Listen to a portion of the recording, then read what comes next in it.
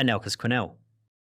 During a Premier League fixture between West Bromwich Albion and West Ham United at Upton Park, the match was locked at 3-3, a crucial mid-season scrap. In the 40th minute, West Brom's Nicolas Anelka scored a crucial equaliser by slotting home a rebound. It was a standard goal, but the celebration that followed instantly shifted the focus from football to international politics. Anelka ran to the edge of the pitch and performed a gesture known as the Quenelle, raising one arm downwards while using the other hand to touch his opposite shoulder. The gesture was tied to a controversial French comedian repeatedly accused of anti-Semitism, and many saw it as a thinly veiled, inverted Nazi salute. The backlash across Europe was immediate and severe. The FA launched an extensive investigation and ultimately classified the act as an aggravated breach of rules due to its highly offensive and discriminatory nature. Anelka was hit with a punishing 5-match ban and a staggering £80,000 fine. The fallout didn't end with the suspension. West Brom's main shirt sponsor terminated their contract with the club in protest, and Anelka's West Brom career ended shortly thereafter.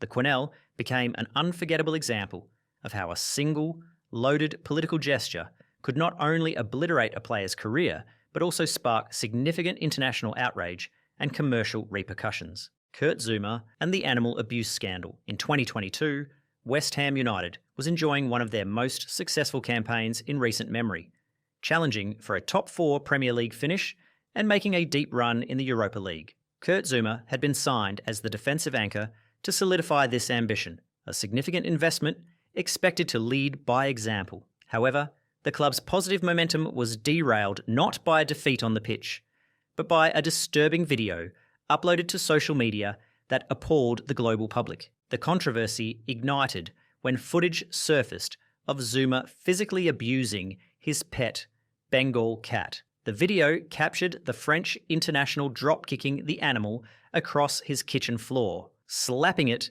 and throwing shoes at it, all while laughter echoed in the background. The evidence was irrefutable. The video itself provided immediate, undeniable proof of cruelty that went instantly viral. The public backlash was ferocious, leading major sponsors, including Adidas, to sever ties with the player immediately.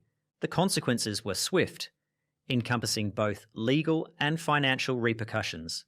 The RSPCA intervened to seize Zouma's 2 cats for their safety, and a court subsequently sentenced him to 180 hours of community service, along with a 5-year ban on keeping cats.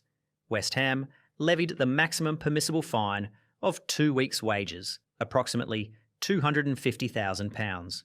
Although Zouma continued to feature in the starting 11, his reputation was irreparably damaged, turning him into a pariah, subjected to relentless ridicule and chants from opposition supporters across the country. The taking a seat. While this example is from a slightly less mainstream fixture, its geopolitical charge and brazen mimicry made it instantly controversial. In the 2019, a match between India and Pakistan was played under the predictable intensity of the cross-border rivalry. When Pakistan's Mohammad Abdullah scored a crucial equaliser, his celebration was designed for maximum controversy.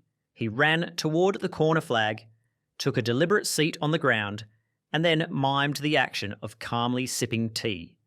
This was a direct, provocative taunt referencing a famous 2019 incident where an Indian fighter pilot, after being captured by Pakistan, was filmed calmly drinking tea.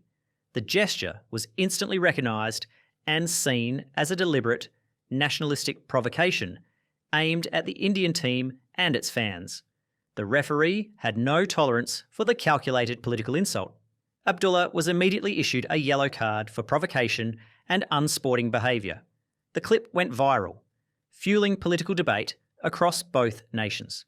The incident proved that even youth-level international matches are not immune from political grandstanding, and that gestures rooted in real-world geopolitical events will always be met with severe penalties on the field of play. Nicklas Bendtner. The incident occurred on June 13, 2012, during our high-stakes Euro 2012 group stage clash between Denmark and Portugal in Lviv, Ukraine. The match was a thrilling back-and-forth affair, with Denmark fighting desperately to claw back a deficit. Late in the game, star striker Nicklas Bendtner rose to the occasion, heading home a dramatic second goal to level the score at 2-2. The celebration, however, would overshadow the goal itself. Overcome with excitement, Bendtner lowered his shorts slightly and lifted his jersey, deliberately revealing the waistband of his lucky green and white underpants. Emblazoned across the fabric was the logo of the Irish betting firm Paddy Power. This was no wardrobe malfunction. It was a brazen act of ambush marketing, orchestrated to bypass official sponsorship rights. UEFA, fiercely protective of its commercial partners, reacted with immediate severity. While the referee took no action on the pitch, the disciplinary body hit Bendtner with a staggering €100,000 fine and a one-match competitive ban. The financial penalty sparked global outrage regarding UEFA's priorities. To put the number in perspective, in 2012, the standard fine for football associations, whose fans screamed racist abuse at players, was often around €20,000. Bendtner was fined 5 times more for displaying unauthorised underwear than nations were for racism, highlighting that in modern football, protecting commercial revenue streams often takes precedence over social sensitivities. The fugitive winger. Quincy Promes was once a dynamic force for the Dutch national team, a star who had shone for European giants like Ajax and Sevilla. Yet by 2024, he was competing in the Russian Premier League for Spartak Moscow, living in effective exile. While he continued to find the net in Russia, authorities back in the Netherlands were exposing a clandestine double life that tethered the football star to high-level organised crime. The accusations were staggering. Promes was identified as a key financier in a plot to smuggle over 1,360 kilograms of cocaine through the port of Antwerp. The prosecution's case rested on intercepted communications from Sky ECC, an encrypted messaging service favoured by criminal networks. These decrypted messages revealed Promes operating under the alias Phantasma, actively coordinating the shipment and discussing substantial profits with a clarity that dismantled any defence of ignorance. The evidence portrayed him not as a naive victim, but as a calculated, significant shareholder in the international drug trade. The Amsterdam District Court delivered a severe verdict, a 6-year prison sentence for drug trafficking. However, because Promes remained in Russia, a nation without an extradition treaty with the Netherlands, he became an international fugitive, shielded by geopolitical tensions. The case stands as the irreversible dismantling of a once promising career. Promes effectively became a prisoner of his own circumstances, unable to travel freely without risking immediate arrest. His name forever bound to narcotics rather than football. The Nazi salute. On March 16th, 2013, at the Olympic Stadium in Athens, a Greek Super League match between AEK Athens and Veria became infamous. What should have been a standard mid-table fixture instantly destroyed the career of one of Greece's most promising young talents, Giorgos Katidis. The 20-year-old midfielder, a former captain of the Greek national under-19 team, was viewed as a future star. In the 84th minute, with the score tied 1-1, Katidis scored a decisive, late goal for AEK. The goal was crucial, but the celebration that followed was an act of immediate self-sabotage. Instead of running toward his teammates, Katidis sprinted toward the stands, took off his shirt, earning a yellow card, and then stood tall, raising his right arm in a straight, stiff-armed Nazi salute. The gesture was instantly captured by every photographer and broadcaster. The very next day, the Hellenic Football Federation issued a stunning, career-ending statement. Katidis was banned for life from all Greek national teams. AEK Athens also immediately terminated his contract, stating the player had insulted the club's historical values. Katidis tried to claim ignorance, saying he was simply pointing to a fan and did not know the salute's meaning, but the defence was widely ridiculed. The incident was classified as an act of public incitement to hatred and a gross violation of sporting ethics. Katidis' career never recovered. The gesture, instantly made him a pariah in European football.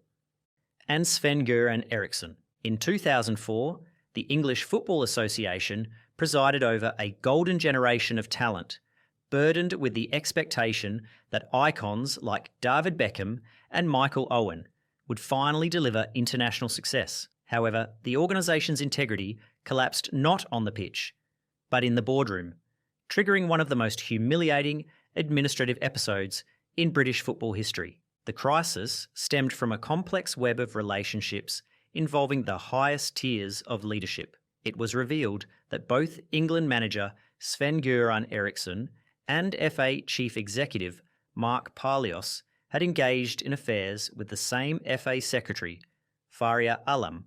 What transformed this from mere gossip into a governance scandal was the attempted concealment. The FA press office issued formal legal denials regarding Eriksson's involvement, only for internal leaks and investigative journalism to expose those statements as falsehoods. The escalation was driven by a relentless media frenzy. The News of the World and other outlets published intimate details daily, unveiling a culture of unprofessionalism and deceit at the heart of the governing body. The revelation that the FA had deliberately misled the public to shield its executives proved to be the decisive blow. The fallout effectively dismantled the FA's hierarchy. Mark Palios resigned immediately, acknowledging his position was untenable, with the Director of Communications soon following suit. While Eriksson survived the immediate purge, his authority was severely diminished under intense public scrutiny. The saga left the FA's reputation in ruins, reducing the national team's preparations to a media circus and reinforcing the perception of the organisation as deeply dysfunctional. Cristiano Ronaldo.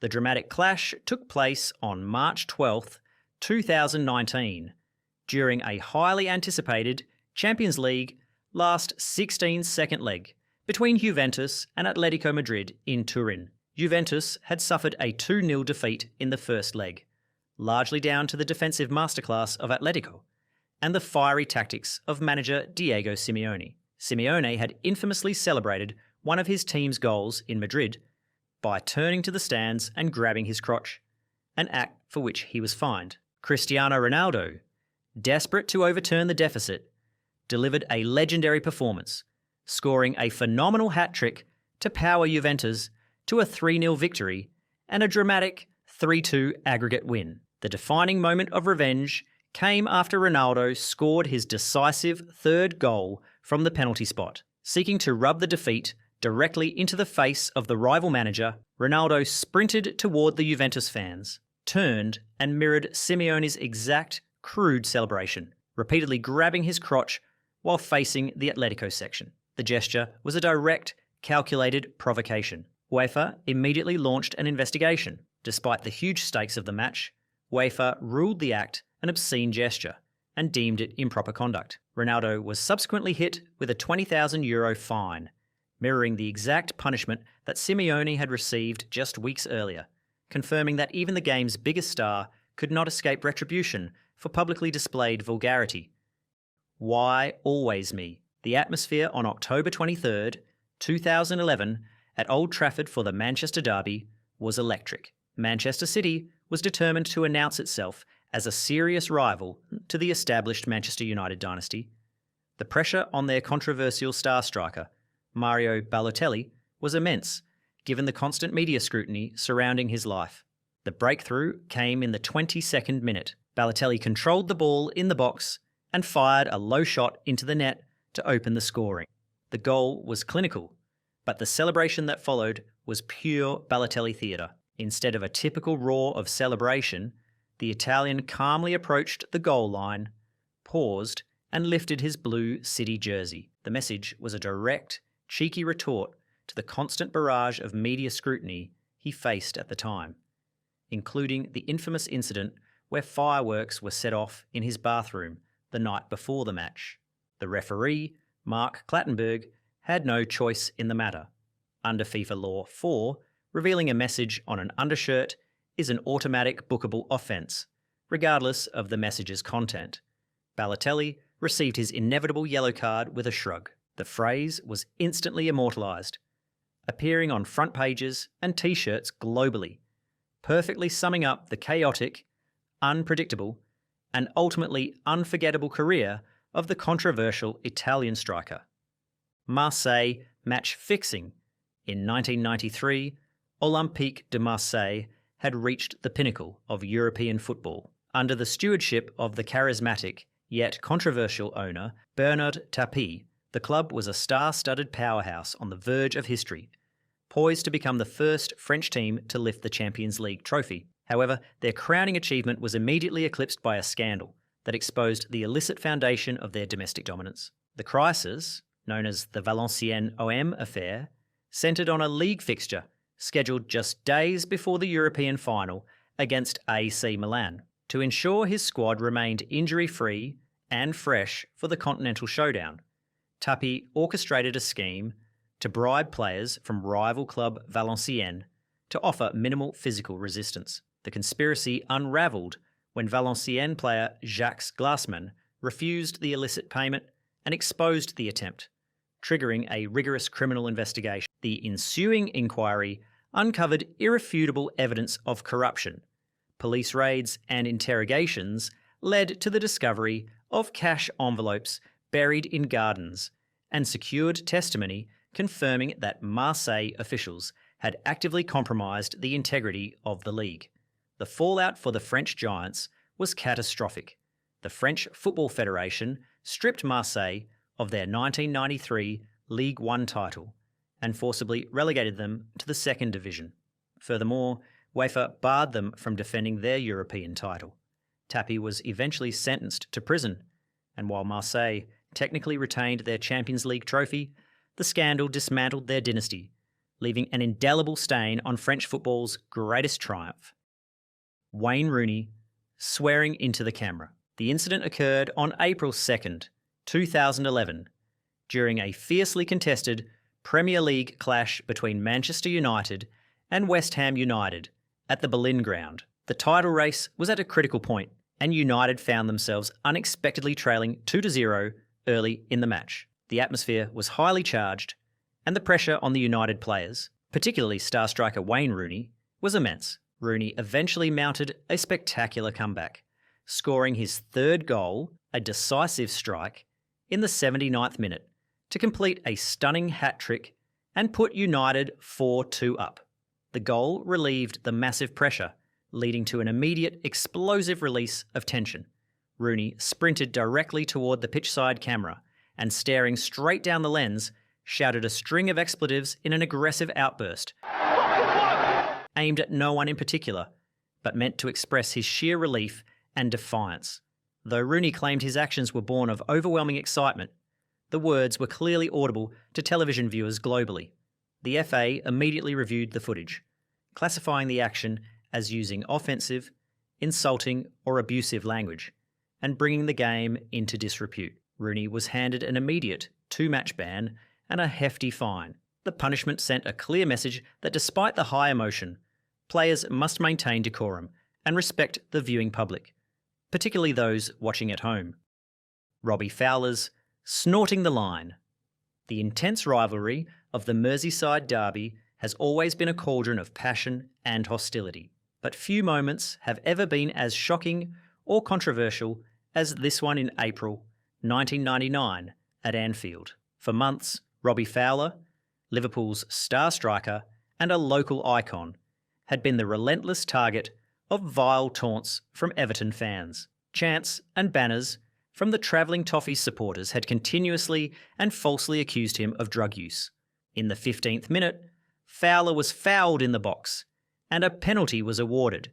He stepped up and calmly slotted the spot kick past the Everton keeper, Thomas Meyer. The relief of the goal was instantly eclipsed by the act of provocation that followed. Fowler dropped to his hands and knees right at the edge of the penalty area, leaned down to the white byline, and brazenly pretended to snort the white chalk line like a line of cocaine. His teammate Steve McManaman, recognising the trouble instantly, tried to pull him away, but the damage was done. The moment was captured by every camera in the stadium, and the media storm was immediate and explosive, drawing international condemnation. The FA reacted with severity, classifying the act as a serious breach of sporting conduct and bringing the game into disrepute, warning that it sent an appalling message to younger viewers. Fowler was hit with a massive £60,000 fine and a punishing 4-match ban. Barçagate. In 2020, FC Barcelona was enduring a period of significant turbulence, relying heavily on the individual brilliance of Lionel Messi to conceal widening institutional fractures. Yet, while the team battled on the pitch, a clandestine conflict was intensifying within the Camp Nou offices, one that would expose the systemic corruption at the heart of the club's leadership. The scandal, dubbed Barçagate, centred on allegations that President Josep Maria Bartomeu and his board had contracted a third-party PR firm, i3 Ventures, to orchestrate a secret smear campaign against their own players and legends, including Messi, Gerard Piqué, and Pep Guardiola. The situation escalated when the Catalan police force, the Mossos d'Esquadra, raided the club's headquarters in a high-profile search for evidence. Leaked documents subsequently revealed that the administration had paid grossly inflated fees for these reputation management services, deliberately fragmenting invoices into smaller sums to bypass internal oversight committees. The most damning revelation was that the club's own funds were effectively being utilised to finance social media bots designed to bolster Bartomeu's image, while eroding the standing of the locker room leaders. The fallout was chaotic and unprecedented. Bartomeu and several top executives were arrested on provisional charges of unfair administration and corruption, compelling the entire board to resign in disgrace. While the club avoided sporting sanctions such as relegation, the scandal shattered the trust between the squad and the hierarchy. It fostered a toxic environment that accelerated Lionel Messi's eventual departure and laid bare a financial crisis that continues to haunt the institution to this day. Merih Demiral, Wolf Salute, the match between Turkey and Austria in the knockout stages of Euro 2024 was one of the most intense fixtures of the tournament. Played under the heavy rain in Leipzig, the stakes were incredibly high, with a place in the quarter-finals on the line. Turkish defender Merih Demiral became the hero of the night, scoring twice. His second goal, a towering header in the 59th minute, proved decisive in a 2-1 victory. However, his celebration instantly ignited a diplomatic firestorm that transcended sport, running to the corner flag to face the Turkish fans. Demiral raised both hands to perform the Wolf Salute. This gesture is directly associated with the Grey Wolves, a Turkish far-right ultranationalist group monitored in Germany for extremism. While Demiral claimed it was merely an expression of Turkish pride, the host nation and UEFA viewed it as a provocative political symbol. The backlash was swift. Nancy Faeser, the German Interior Minister, publicly condemned the act, prompting Ankara to summon the German ambassador. UEFA launched an immediate investigation and, adhering to strict rules against political messaging, handed Demiral a 2-match ban. The punishment was devastating for the team. Their star defender was forced to watch from the sidelines as Turkey was eliminated by the Netherlands in the very next round, proving that a fleeting hand gesture can have massive competitive consequences. The Double Eagle. The 2018 FIFA World Cup Group stage match between Switzerland and Serbia on June 22nd in Kaliningrad was charged with deep geopolitical tension, rooted in the Kosovo conflict. Serbia took an early lead, but the Swiss pressed for an equaliser. The pivotal moment arrived in the 52nd minute when Granit Xhaka fired a powerful shot from outside the box to level the score. Instead of a typical celebration, Xhaka ran toward the cameras and clasped his hands together and spread his thumbs, creating the shape of a double-headed eagle. This is a powerful symbol of Albanian national identity, directly challenging Serbia's stance against the independence of Kosovo, the players' ancestral home. The tension only escalated in the 90th minute when his teammate, Xherdan Shaqiri, whose family fled Kosovo during the war, scored the winning goal. Shaqiri immediately repeated the exact same eagle gesture. The Serbian bench and fans were instantly furious, viewing the celebrations as highly inflammatory political provocation. FIFA's disciplinary committee responded swiftly. They classified the act as making an unsanctioned political statement that had no place in the game. Both Xhaka and Shaqiri were hit with hefty fines of 10,000 Swiss francs for unsporting behaviour.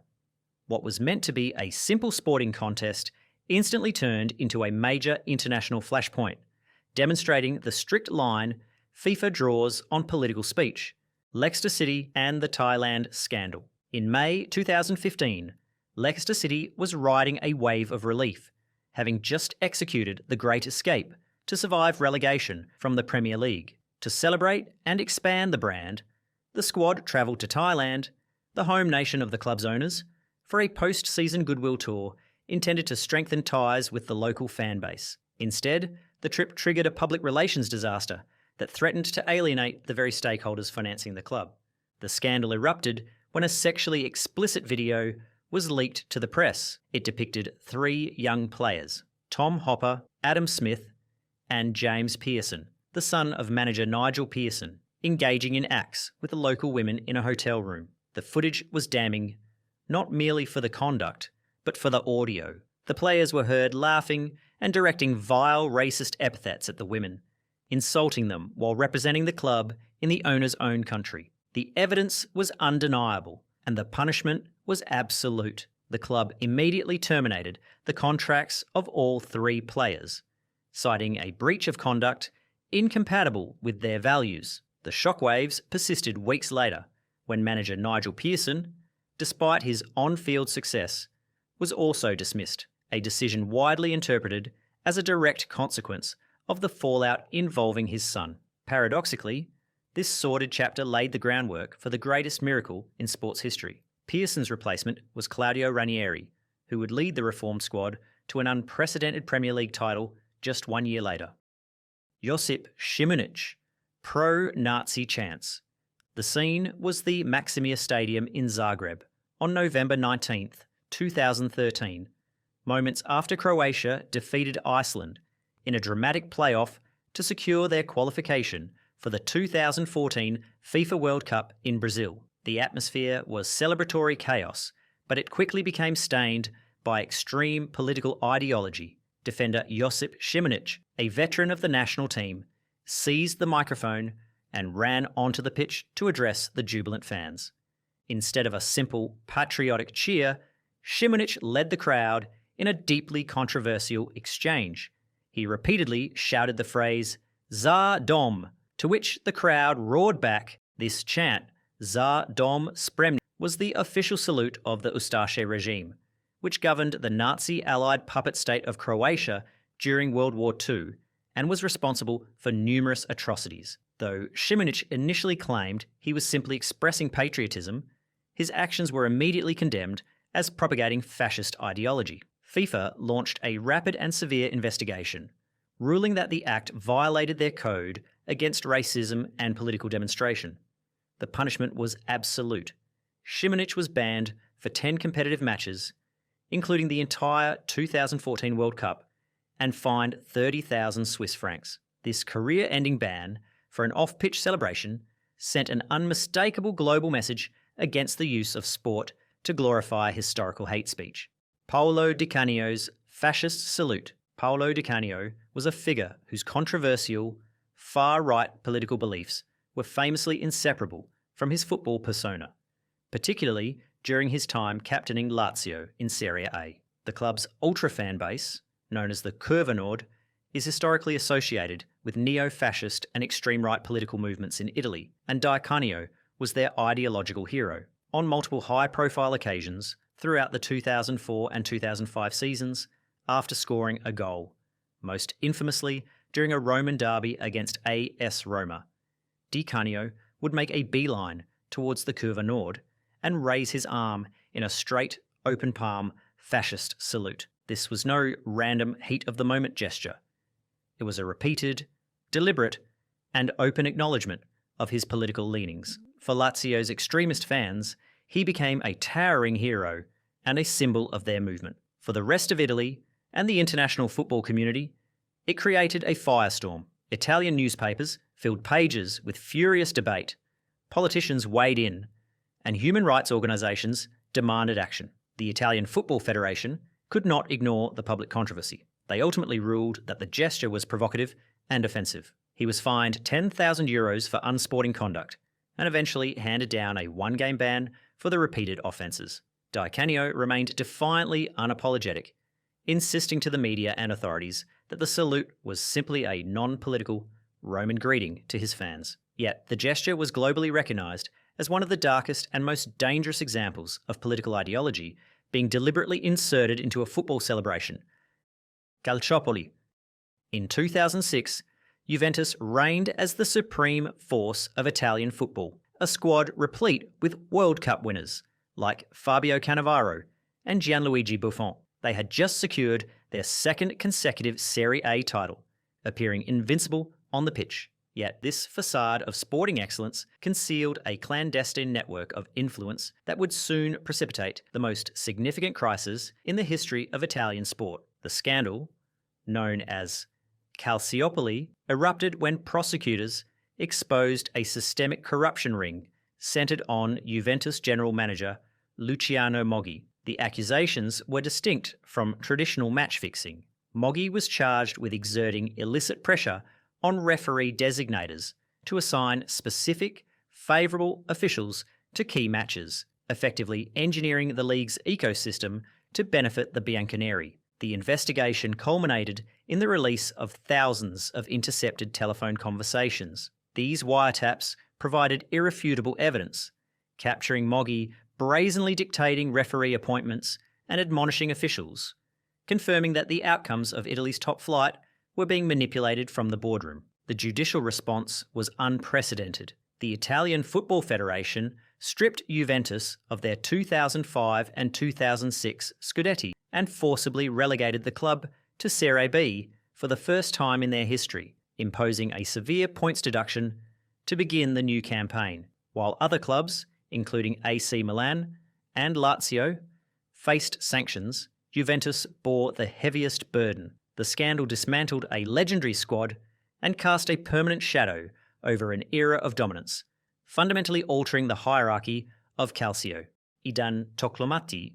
The incident occurred in the 2025 season, featuring Charlotte FC against a regional rival. The game was locked in a bitter 1-1 struggle, with Charlotte FC's young attacking player Idan Toklomati being relentlessly targeted by the opposition's fans for perceived prior misconduct. With the pressure mounting late in the second half, Toklomati finally found a decisive moment. He received a pass at the edge of the box and expertly slotted the ball home, securing the go-ahead goal to make the score 2-1. The goal was crucial, but his celebration immediately shifted the focus. Overcome with defiance and emotion, Toklomati sprinted toward the corner flag near the rival supporters section, turned his back to the crowd, and performed an aggressive, extended twerking dance. The highly sexual and provocative display was an obvious retort to the abuse he had faced. The referee, citing unsporting and offensive conduct, immediately issued a yellow card. However, MLS took a harsher view. Reviewing the footage, the league condemned the gesture for inciting hostility and violating standards of professional conduct. Toklomati was handed a 3-match suspension and a substantial fine. The MLS emphasised that players cannot use sexually explicit or provocative celebrations to retaliate against fans, turning a match-winning moment into a serious disciplinary embarrassment. Adebayor's full-pitch sprint. The date was September 12th, 2009, and the stage was the Etihad Stadium for a fiery clash between Manchester City and Arsenal. The central figure was Emmanuel Adebayor, who had left Arsenal for City that summer under bitter circumstances, citing a lack of respect. From the moment he stepped onto the pitch, the travelling Arsenal fans subjected him to a vicious chorus of boos and personal insults. With City leading 3-1, the decisive moment arrived in the 85th minute. Adebayor, leaping high, directed a powerful header into the net against his former club, sealing the victory. However, his celebration was an act of pure, calculated vengeance that stunned the football world. Adebayor embarked on an audacious 100-yard dash, sprinting the entire length of the pitch with his arms windmilling. He didn't stop until he reached the far corner flag, where he launched into a wild knee slide directly in front of the enraged Arsenal away section. The crowd immediately descended into chaos. Fans surged forward, stewards struggled to contain the situation, and cameras captured a stream of missiles and objects hurled onto the pitch, including a plastic chair that narrowly missed the celebrating player. The FA reviewed the footage and deemed the action a clear and severe case of unsporting behaviour, specifically for provoking spectators and inciting disorder. Adebayor was hit with a £25,000 fine and a 3-match ban, combining a 2-match ban for the celebration with one for a separate on-pitch incident. That infamous, vengeful sprint remains a defining moment of Premier League animosity. George Best.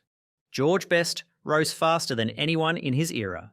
At Manchester United, his dribbling, swagger, and unpredictable brilliance made him the face of European football before he was old enough to rent a car. In 1968, he delivered the performance that defined him, an electric display against Benfica in the European Cup that ended with a solo goal and a Ballon d'Or at just 22. He was already a superstar, already adored, already everywhere. But that meteoric rise came with a cost, because once Best reached the top, everything around him began to collapse. Fame didn't just follow him, it swallowed him. The endless nights out, the celebrity lifestyle, the constant attention, the pressure to be George Best every single day. Alcohol became the escape, the thing he could control when everything else felt impossible. Training sessions were missed, curfews were ignored. United tried fines, suspensions, private talks.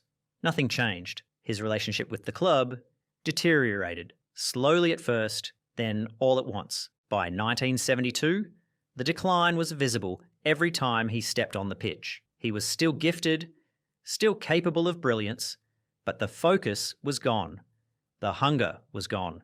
And the discipline that once held his genius together had completely evaporated. At 27, an age where most legends begin their true prime, Best's top-flight career was effectively finished. He spent the next decade drifting between clubs, continents, and moments of fleeting promise. But the player who once dominated Europe never returned. Cristiano Ronaldo. The dramatic encounter was the first leg of the 2017 Spanish Super Cup on August 13th, 2017, a high-stakes post-season Clásico against bitter rivals Barcelona at the Camp Nou. The match was already a physical and ferocious battle. With the score tied 1-1, Cristiano Ronaldo, having been introduced as a substitute, was determined to make a decisive impact against his rivals. In the 85th minute, the moment arrived. Ronaldo received the ball outside the box, took a touch, and unleashed a spectacular, curling shot that flew past Marc-Andre ter Stegen and into the top corner. It was a stunning, match-winning goal. His celebration was pure theatre. He sprinted to the sideline, and in a deliberate act of defiant showmanship, he ripped off his Real Madrid shirt and held it up to the stunned Camp Nou crowd. He then turned to face the cameras and flexed his muscles in a powerful, provocative pose. The referee immediately produced the yellow card for two separate violations bundled into one. First, for unsporting behaviour, and second, for provocation and excessive celebration. Compounding the issue, Ronaldo received a second yellow card just 2 minutes later for simulation, resulting in a crucial red card and a 5-match domestic ban, making the muscular celebration one of the most infamously consequential bookings of his career. The advertising board. On a cold January night in 1998 at St James's Park, Newcastle United was locked in a bitter, frustrating Premier League draw with relegation-threatened Bolton Wanderers.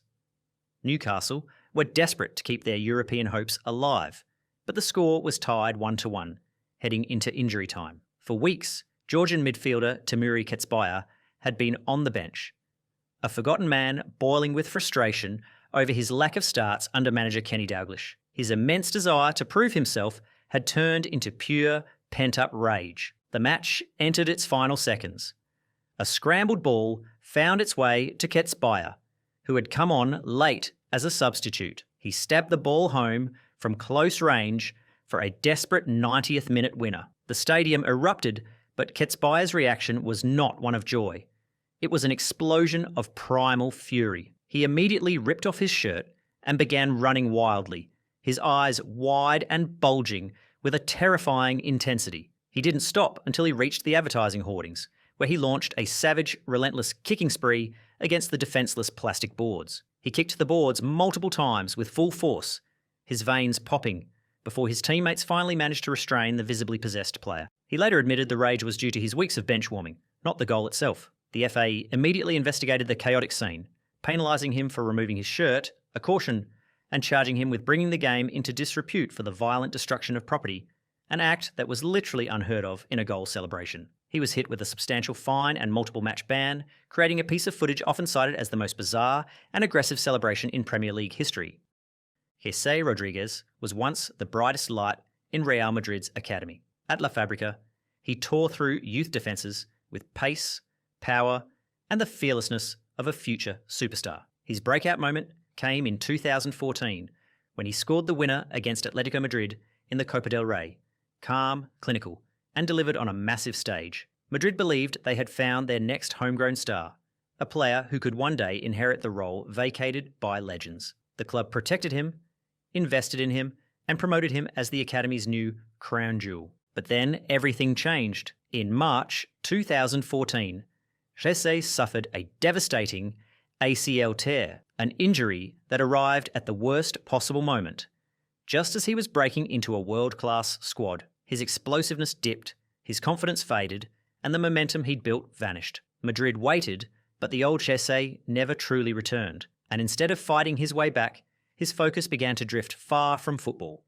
He launched a reggaeton music career. He immersed himself in celebrity culture, partying, recording music videos, and appearing in reality TV storylines that overshadowed anything he did on the pitch. Training intensity fell, discipline wavered. Loan spells at PSG, Stoke, Betis, and Sporting became a cycle.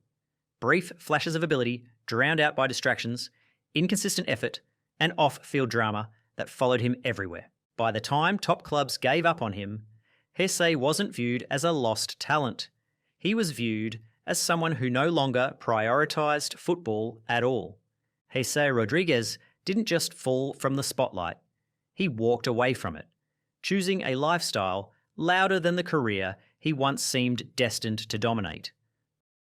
Arda Turan, military salute. The incident occurred on October 11th, 2019, during a highly charged Euro 2020 qualifier between Turkey and Albania in Istanbul. This was no ordinary match. It took place just days after Turkey launched a highly controversial military offensive into northern Syria. The atmosphere was intensely nationalistic, and the actions of the national team were under immediate political scrutiny. The game was a tense, frustrating affair, seemingly headed for a goalless draw until the 90th minute. Defender Cenk Tosun finally broke the deadlock, scoring a dramatic late winner that sent the home crowd into a frenzy. The celebration was immediate and orchestrated. Instead of a typical embrace, Tosun ran to the corner flag, where he was joined by nearly all of his teammates, including captain Arda Turan. They lined up shoulder to shoulder and, facing the Turkish supporters, performed a synchronised military salute. This was a deliberate, collective gesture of support for the Turkish armed forces and the ongoing military operation. UEFA rules strictly forbid the use of the pitch for political statements. The organisation quickly launched an investigation into the potential provocative political context of the salute. While the players claimed it was an apolitical gesture of patriotism, UEFA charged the Turkish Federation with potential political provocation and subsequently banned the players from repeating the salute. This collective act put football directly into the centre of a major international political conflict, drawing widespread condemnation across Europe. Aubameyang's superhero masks. Pierre-Emerick Aubameyang was, during his prime years at Borussia Dortmund, football's ultimate showman, and his celebrations were always cinematic, turning the pitch into his personal stage. This penchant for flair often extended past the simple roar of a crowd. His mask celebrations, while beloved by most fans, were notorious rule breakers that repeatedly drew the ire of football authorities and his own club's hierarchy. The most famous incident occurred during the iconic Revier derby against fierce rivals Schalke 04 in 2017. In a fiercely contested match, Aubameyang found the net with a quick, opportunistic finish, breaking the tension of the derby. He immediately raced behind the goal to retrieve a prop, a Spider-Man mask, which he pulled over his head, striking a pose for the cameras. This wasn't an isolated event. Over his career, he also unveiled Batman and Black Panther masks. While fans loved the pure, unadulterated spectacle and sense of fun, the rulebook did not. FIFA guidelines strictly ban any use of masks or props, classifying them under the broad heading of excessive celebration. The official reasons given are multiple. They are seen as potentially inflammatory, they can be used to display unsanctioned political or religious messages, and they are judged to be a deliberate act of time wasting. On one occasion, Aubameyang unveiled a Nike-branded mask in a prominent fixture, using a stage paid for by Dortmund's technical kit sponsor, Puma, leading to a furious public spat between the club and the player. He consistently received automatic yellow cards and financial fines from the German Football Association. He was a player who simply paid the necessary price for mixing professional football with pure, unapologetic performance art, prioritising his cult hero status over the letter of the law. Hidetoshi Nakata. Hidetoshi Nakata was more than just a midfielder.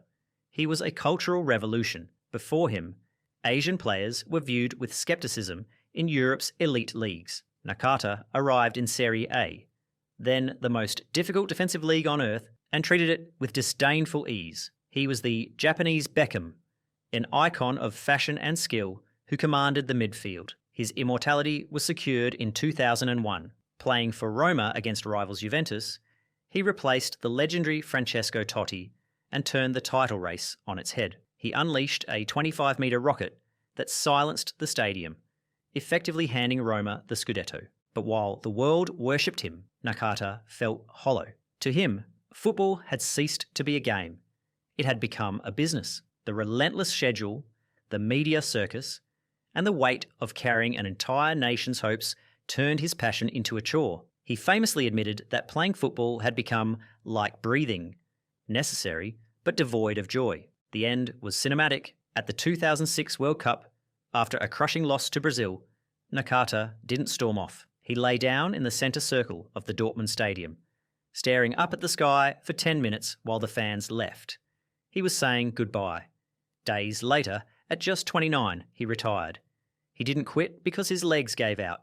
He quit because his heart did. Nakata walked away to see the world, proving that sometimes the bravest thing a superstar can do is stop.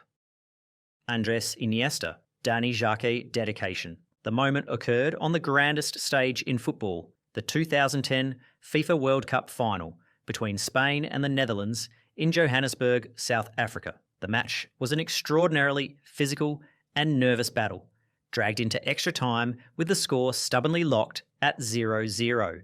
The weight of Spanish history, seeking its first ever World Cup title, rested on the players. In the 116th minute, Andrés Iniesta finally broke the deadlock, smashing the winning goal past Martin Stekelenburg. The stadium and the Spanish nation erupted. Iniesta, overcome with emotion, launched into a celebration far more profound than simple joy. He immediately removed his shirt, revealing a white undershirt with a handwritten message. Dani Xhaka, siempre con nosotros. Dani Xhaka, always with us. Xhaka, a close friend and former Espanyol captain, had tragically died the previous year from a heart attack. It was a beautiful, personal tribute witnessed by 1 billion people. Despite the deeply poignant context, the referee, adhering strictly to IFAB Law 4 against displaying unauthorised messages on undershirts, had no choice but to issue a yellow card. Though the caution was met with sympathy worldwide, FIFA rules prioritising the control of messaging meant the goal scorer of the final was officially booked for his heartfelt act of remembrance, making it one of the most bittersweet cautions in history. The backflip ban. For Congolese striker Lomana LuaLua, his signature move was a dazzling, highly athletic display of pure joy. A series of fast, consecutive backflips after every goal. While fans loved the spontaneous, gymnastics-level spectacle, his employers viewed it as a high-risk liability. During his time at Portsmouth in the early 2000s, LuaLua was a fan favourite, known for his energy and acrobatics. In one particular match, LuaLua scored a fantastic goal that led to his trademark, gravity-defying sequence of flips. However, upon landing one of the flips, he twisted his foot and had to be taken off the pitch. The optics for the club were terrible. Their star player was sidelined for a crucial period, not due to an opponent's tackle, but due to his own goal celebration. The club's medical staff and manager had an emergency meeting. Their decision was immediate and absolute. Lomana LuaLua was officially banned by the club from performing backflips after scoring. While no league or FIFA rule explicitly banned the backflip itself, the club imposed an internal ban backed by hefty fines for non-compliance. This created a dramatic tension every time he scored. The crowd would chant for the flips, the player would look tempted, but the spectre of the club's strict ban and the medical staff's glare kept him grounded. It's a unique ban where the player was fighting against his own joy, not an opposing league's rulebook. Marco van Basten. Marco van Basten was the most complete striker the game has ever seen. Standing 1.88 metres tall, he possessed the physical presence of a target man, but moved with the grace of a ballerina. They called him the Swan of Utrecht for a reason. He didn't just score goals, he created art. His volley in the Euro '88 final, struck from an impossible 0-degree angle, remains the definitive argument for his genius. With 3 Ballon d'Ors and back-to-back European Cups with AC Milan, he was the undisputed king of world football in the early 90s. But beneath the elegance, a tragedy was unfolding. In an era where defenders were allowed to tackle from behind without mercy, Van Basten's right ankle was systematically destroyed. The cartilage deteriorated, turning every step into agony. He played through pain thresholds that would have hospitalised normal men. The surgeries were primitive and frequent, and eventually, the medical interventions did more damage than the tackles. He played his final match, the 1993 Champions League final, at just 28 years old. He was at his absolute peak, yet he was finished. He spent 2 years fighting to return, but the joint was ruined. His retirement speech at the San Siro remains one of football's most heartbreaking images, standing in a suede jacket, waving to the crowd, while his coach, Fabio Capello, wept on the bench. Van Basten didn't decline. He was stolen from the game. He remains the only player to retire, while arguably still being the best player on earth. Vincent Aboubakar. The match was the final group stage clash at the 2022 FIFA World Cup in Qatar, featuring Cameroon against giants Brazil. Cameroon needed a miracle win to have any hope of progressing, while Brazil had already qualified. The game was played under intense pressure for the African side, and captain Vincent Aboubakar was fighting desperately to secure a historic result. The clock had ticked past the 90th minute, and the score remained locked at 0-0. Then, in the 90th second minute, Aboubakar broke away and scored a brilliant, looping header to stun the Brazilian defence and snatch a dramatic, improbable winner. The stadium exploded. Overcome with the significance of the goal, Aboubakar launched into an ecstatic celebration. He immediately ripped off his shirt, sprinting away in pure, unadulterated euphoria. Crucially, the referee had already issued Aboubakar a yellow card earlier in the match. The official had no choice but to strictly enforce IFAB Law 12, which mandates an automatic yellow card for removing the shirt. The second yellow card meant an immediate red card and his dismissal from the pitch. Aboubakar, smiling, accepted the banishment, knowing his heroic goal had secured the legendary victory. The image of the captain scoring the winner against Brazil, celebrating so hard he earned a red card, became an iconic symbol of passion, overriding discipline at the World Cup. Fenerbahce versus Galatasaray. The Intercontinental Derby is a geographical and cultural explosion, the most vicious football rivalry in Turkey, and a fight for supremacy over Istanbul, the only city spanning 2 continents. Started in 1909, the rivalry is defined by the Bosphorus Strait.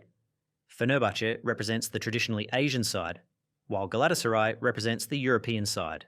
The rivalry is famously tight, with Galatasaray achieving the greatest Turkish football feat with their 2000 UEFA Cup win, a moment of international recognition their rivals have never matched. The rivalry is intense enough that players who cross the divide become instant traitors.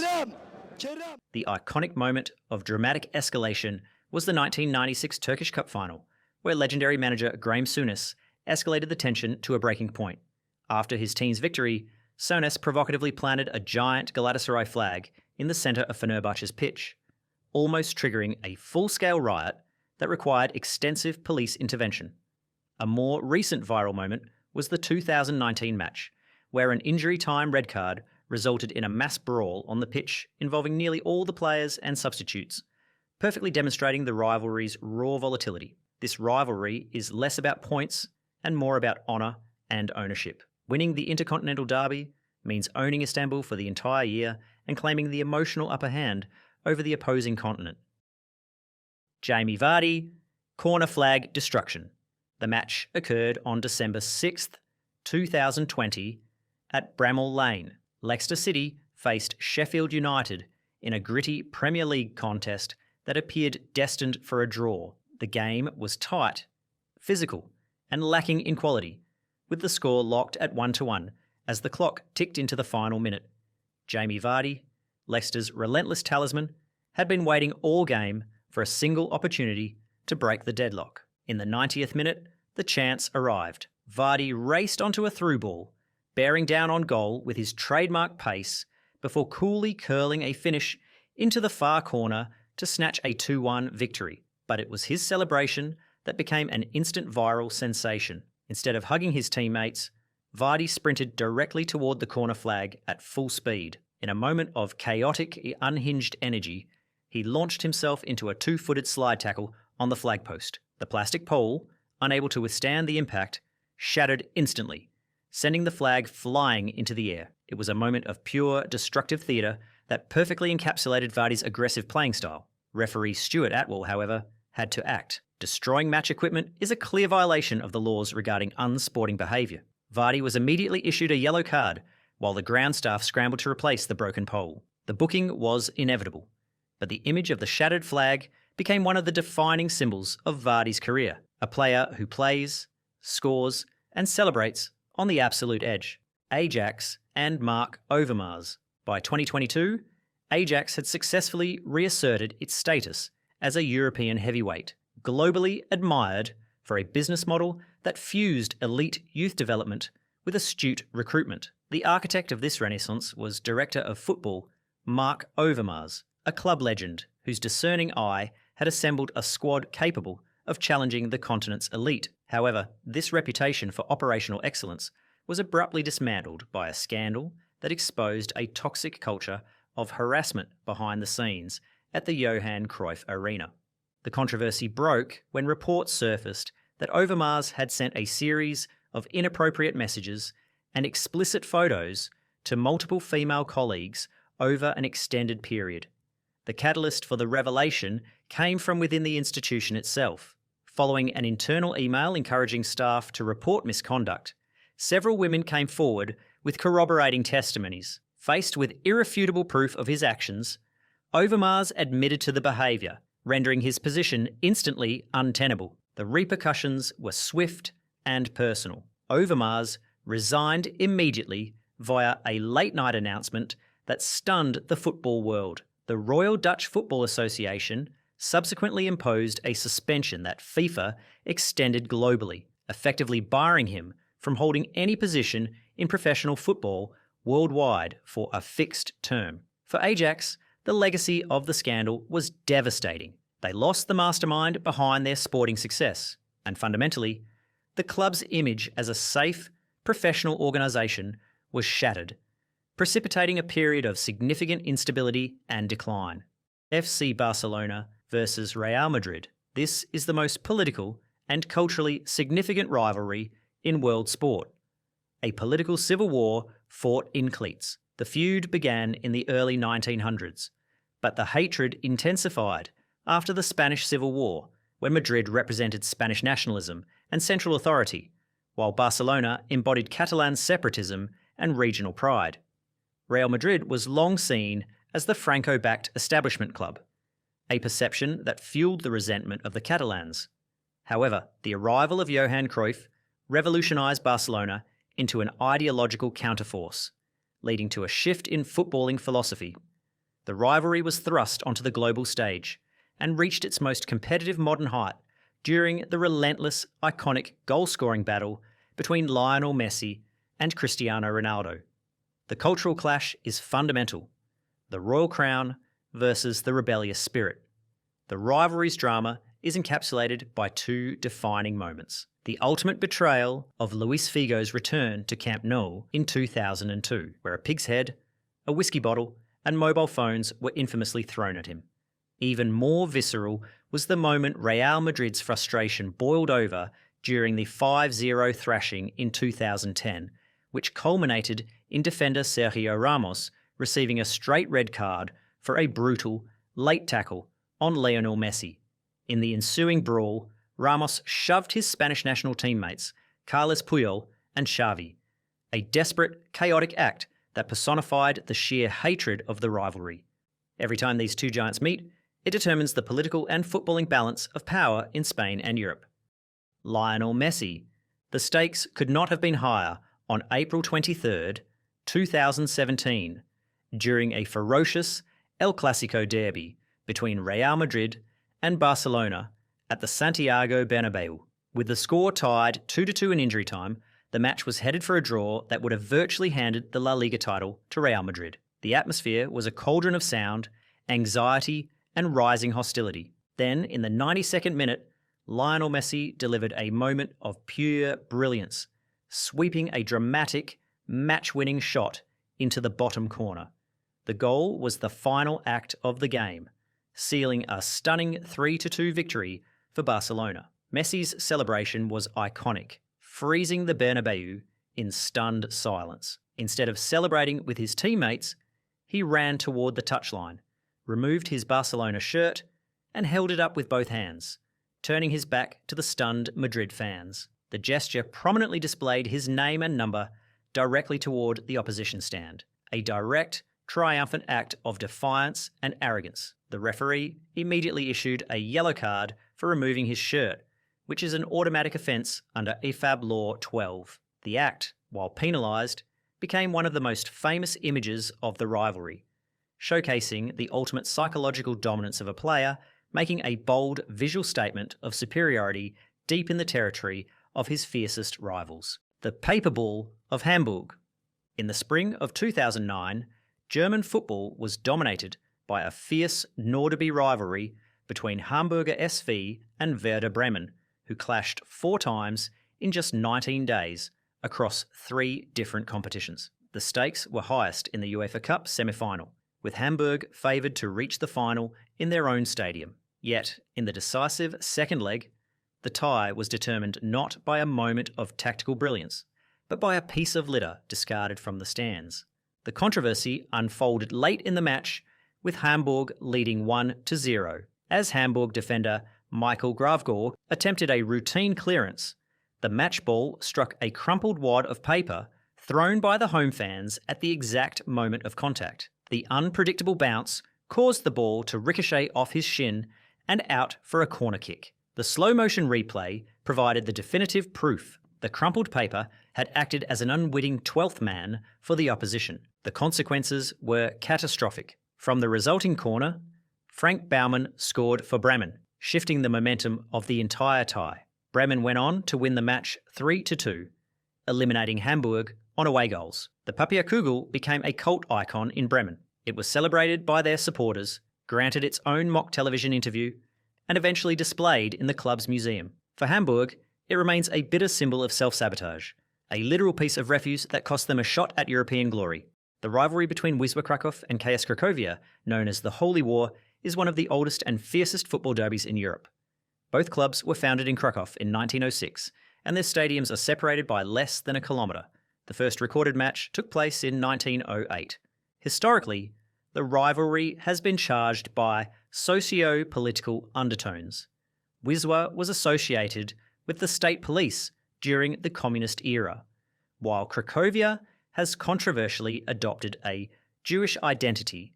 This adoption is deeply evident in their fan culture. Cracovia supporters frequently use Jewish symbols, flags, and phrases, such as Judegang being the name of their most prominent hooligan group, as a form of confrontational counter-identity against their rivals.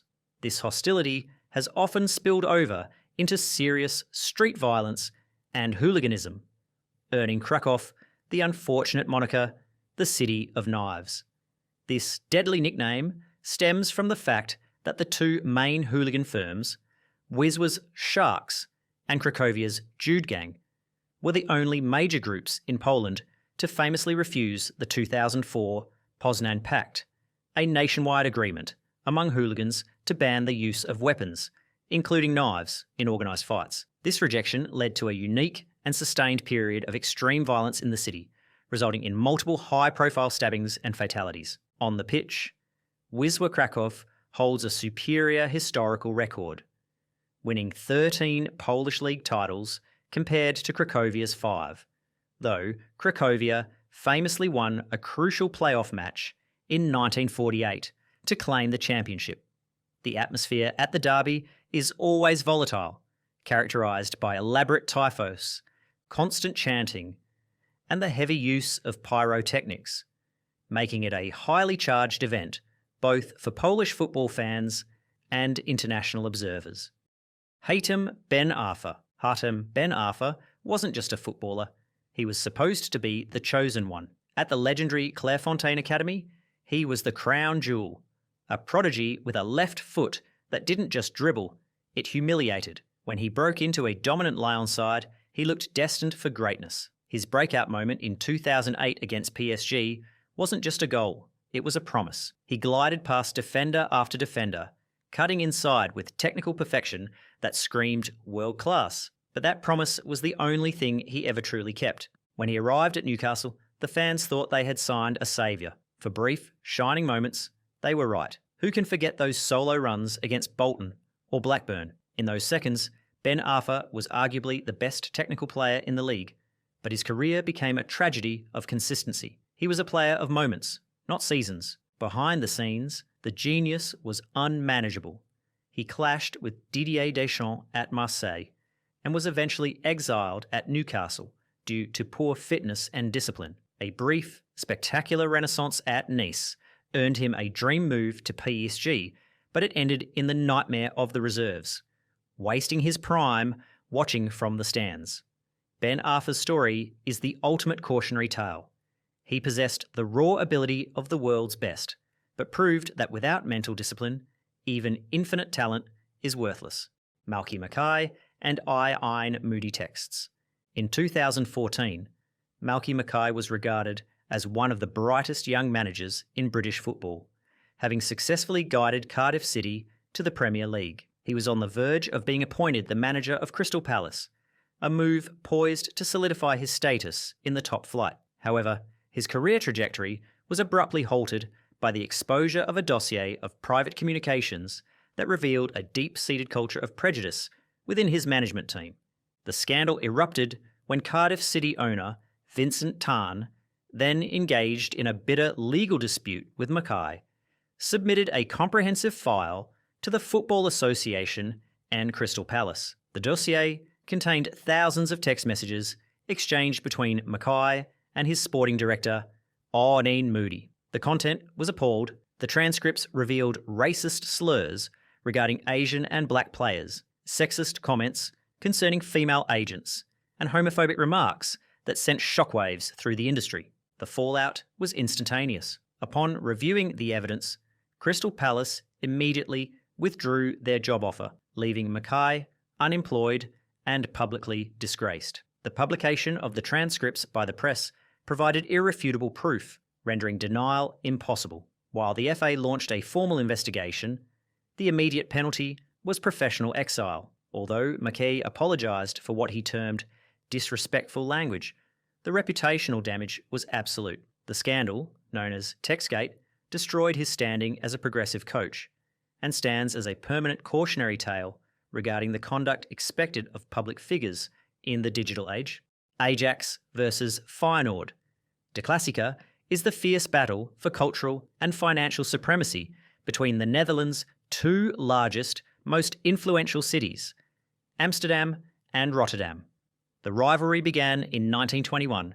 Ajax has historically dominated the league and European stage, defined by the Cruyff-era European titles of the 1970s and the team's total football philosophy. Feyenoord's success, though less frequent, is fiercely celebrated by its devoted fans as an act of defiance against the capital's arrogance. Amsterdam Ajax fans see themselves as sophisticated and artistic, while Rotterdam fans pride themselves on being hard-working and true to their tough Port City roots. The infamous 1997 Battle of Beverwijk, a massive, organised pre-match fight between hundreds of hooligans from both sides in a small town, tragically resulted in the death of a supporter. A key on-field moment was the 1980 pitch invasion, where an Ajax keeper was attacked, which led to a 15-year stadium ban for Feyenoord fans in Amsterdam. Due to extreme, recurrent fan violence, visiting supporters have been officially banned from attending this rivalry for years, proving its intensity is deemed too high for public safety. Antonio Cassano. Antonio Cassano was meant to be the heir to Roberto Baggio. Born in Bari, he possessed a raw, natural technique that academies simply cannot teach. At 17, he produced a moment that defined his potential against Inter Milan. Running at full speed, he controlled a 40-metre pass with a precise heel touch, beating the defence and finishing with the composure of a veteran. That night, Italy found its new star.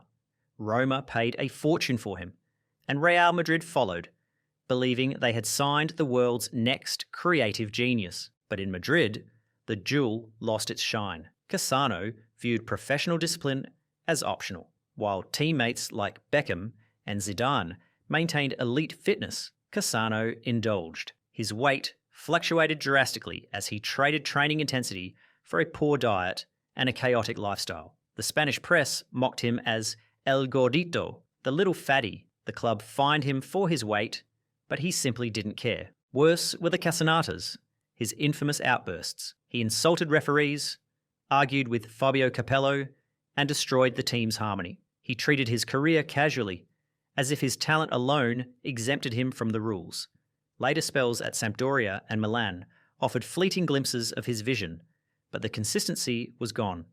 Antonio Cassano's story is a frustrating one because he didn't fail due to pressure. He failed because he refused to make the sacrifices required to stay at the top. Suarez mocks his manager. The tension of the Merseyside derby is always immense, but on October 28, 2012, at Goodison Park, the hostility was particularly sharp, thanks to weeks of media build-up. Liverpool star striker Luis Suarez was constantly being accused of diving and simulation by opposing fans and, crucially, by Everton manager David Moyes, who had publicly called Suarez a diver in the lead-up to the fixture. The atmosphere was a powder keg, just waiting for the match's controversial flashpoint. The game was a fierce, back-and-forth battle that saw Everton battle back from 2 goals down to level the score at 2-2. Then, in the 82nd minute, Suarez managed to score a goal that put Liverpool ahead, an audacious strike from outside the box. The goal was brilliant, but the celebration was a direct, calculated act of mockery aimed squarely at the opposition. Suarez ran towards the touchline, where his manager, Brendan Rodgers, was standing, and executed a perfect exaggerated swan dive right in front of the technical area. He then lay on the ground, pretending to be utterly crippled by an invisible foul. The camera instantly cut to David Moyes, who was shown with a face of stone, utterly nonplussed by the brazen taunt, although technically an act of unsporting behaviour that earned him an automatic yellow card for excessive celebration. The sheer audacity and directness of the mockery made it unforgettable. Suarez not only silenced the crowd, but directly responded to his harshest critic on the global stage, turning the manager's accusation into a viral joke and cementing his reputation as football's ultimate agent of chaos. Red Star Belgrade versus Partizan Belgrade. The Eternal Derby is one of the world's most ferocious and politically charged spectacles. A raw, volatile clash between 2 state-backed clubs, often fueled by political ideology, nationalism, and mass hooliganism. Both clubs were founded in 1945 by rival factions of the Yugoslav communist regime. Red Star associated with the Interior Ministry, while Partizan was backed by the Yugoslav army. This political origin embedded itself in the rivalry's DNA. Red Star achieved the ultimate glory with the 1991 European Cup, cementing their legacy as the nation's most successful club internationally. The intensity is personified by the Deligi and Grobari ultras groups, who are known for their spectacular choreographed pyrotechnic displays, constant pitch invasions, and the open display of extreme Serbian nationalism. The iconic moment is the 2017 clash that resulted in the arrest of 26 people and multiple injuries after a huge brawl broke out in the South Stand between two rival factions of the Partizan Ultras themselves, a chaos that spilled onto the pitch and required intervention by anti-terrorist police. This is not just a game. It is a brutal, chaotic, and political struggle where the Ultras' identity is intrinsically linked to who owns the soul of Serbia. Ravel Morrison. Ravel Morrison remains the most painful what-if in modern English football. Inside the high-pressure walls of Manchester United's academy, he wasn't just a prospect, he was a phenomenon. Sir Alex Ferguson, a manager who developed Giggs, Scholes and Ronaldo, famously stated that Morrison was the best natural talent he had ever seen at 14. He was the jewel of the 2011 FA Youth Cup winning side, overshadowing even Paul Pogba with a technical ability that felt alien. He didn't just run, he floated, ghosting past defenders who were too terrified to make a tackle. But the brilliance on the pitch was constantly at war with the chaos off it. His background was complicated and the distractions were relentless. Legal issues and a lack of professional structure chipped away at his future. United tried to protect him, but eventually, even Ferguson realised the environment was toxic for his growth. He was sold to West Ham, where he produced one final moment of magic, a solo run against Tottenham, where he humiliated the defence with a single body feint before chipping the keeper. But that goal was a mirage. Morrison descended into a nomadic existence, drifting through Lazio, Mexico, Sweden, and the English lower leagues. He became a collector of jerseys rather than trophies. Every manager thought they could fix him. None could. Ravel Morrison didn't fail due to a lack of magic. He failed because talent without stability is like a Ferrari without an engine. Beautiful to look at, but ultimately going nowhere. Maradona, the hand of God. The 1986 World Cup quarter-final between Argentina and England was already charged with immense geopolitical tension following the Falklands War. Played in the searing heat of Mexico City, the match became the stage for the most polarising moment in football history. The incident occurred 6 minutes into the second half, when Argentine captain Diego Maradona chased a looping clearance. Standing just 5 feet 5 inches, he leaped against England goalkeeper Peter Shilton and punched the ball into the net with his left hand. The infringement was obvious to everyone except the officials. While England players swarmed the referee, pointing to their hands, the Tunisian official, Ali bin Nasser, missed the contact entirely and awarded the goal. Maradona later famously characterised the act as being scored a little with the head of Maradona and a little with the hand of God, sealing the moment in infamy. Because video assistant referee technology did not exist, there was no recourse. The goal stood, and Argentina won 2-1, eventually lifting the World Cup. The legacy of the hand of God is twofold. It remains a deep scar on the psyche of English football, representing the ultimate sporting injustice, yet it also cemented Maradona's legend as a figure of divine, chaotic genius. Decades later, this specific incident is frequently cited as the primary historical argument that necessitated the introduction of VAR to the modern game. Liverpool versus Everton. This is a unique, deeply personal family rivalry defined by immediate geographical proximity and an intense fight for bragging rights across the city. The feud began in 1892 after a crippling rent dispute saw Everton abandon their home stadium, Anfield, and relocate to Goodison Park. The stadium's owner then defiantly founded Liverpool FC to take over the empty ground, creating a rivalry literally born from a legal fight over property. Liverpool has always been the more dominant side, especially during the 70s and 80s, which led to a resentment that simmered under the surface. The rivalry is unique because families, and sometimes even players, are divided between the two clubs. It truly splits the city. This familial division is personified by players like the famous defender Jamie Carragher, who grew up an Everton fan before joining Liverpool.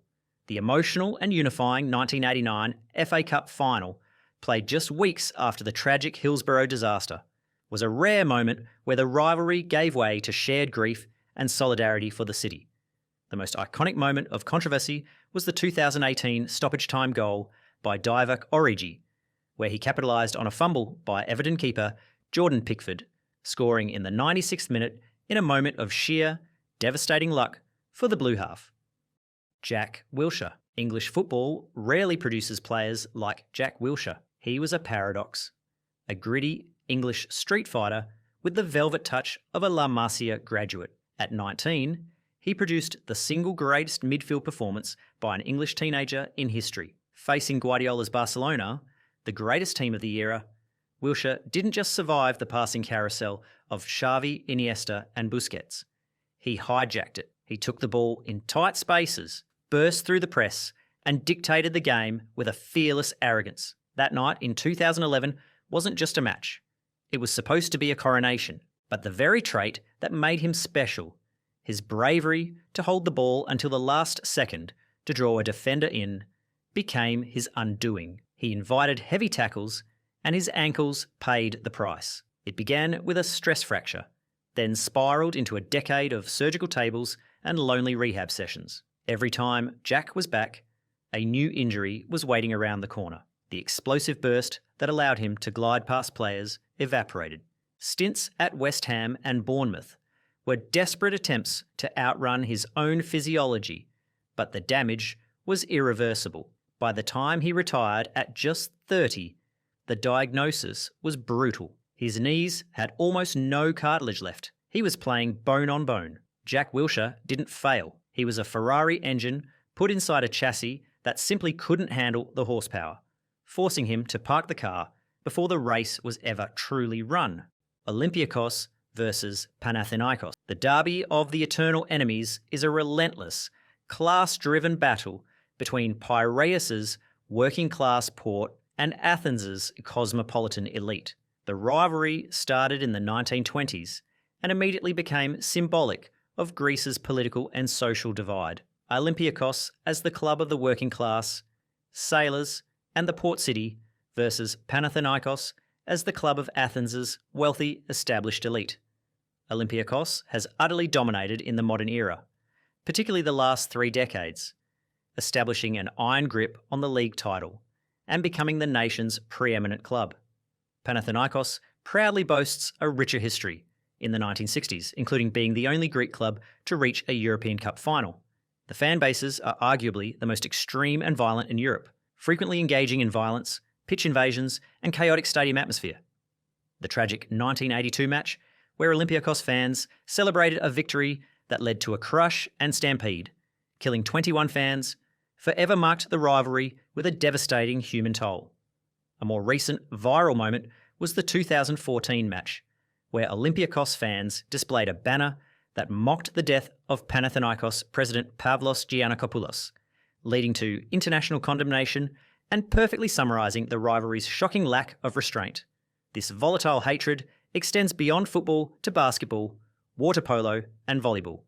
When these two meet, it is a desperate, volatile, all-consuming feud where defeat often requires heavy police presence and full squad protection for the losing team and its management.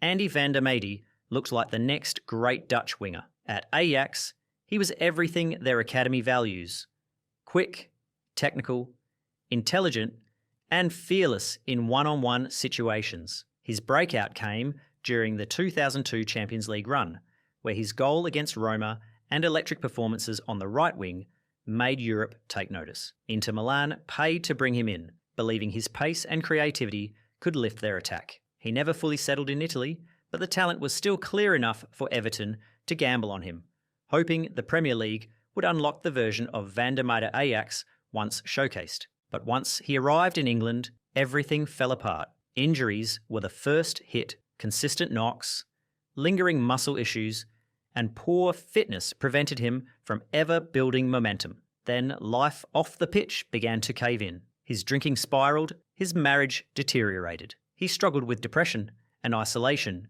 in a new country. Instead of becoming Everton's spark, he became a constant worry for the staff. Missed trainings, late-night incidents, and moments that made it clear his life was drifting out of control. Clashes with managers followed. David Moyes demanded professionalism Van der Meijden couldn't provide at that stage of his life. The club fined him repeatedly, benched him, and eventually gave up hope that he could turn things around. By the time he left Everton, his top-level career was effectively over. Andy van der Meijden didn't fade because he lacked talent. He faded because the weight of his personal struggles became heavier than the football he once lived for. Paris Saint-Germain versus Olympique Marseille.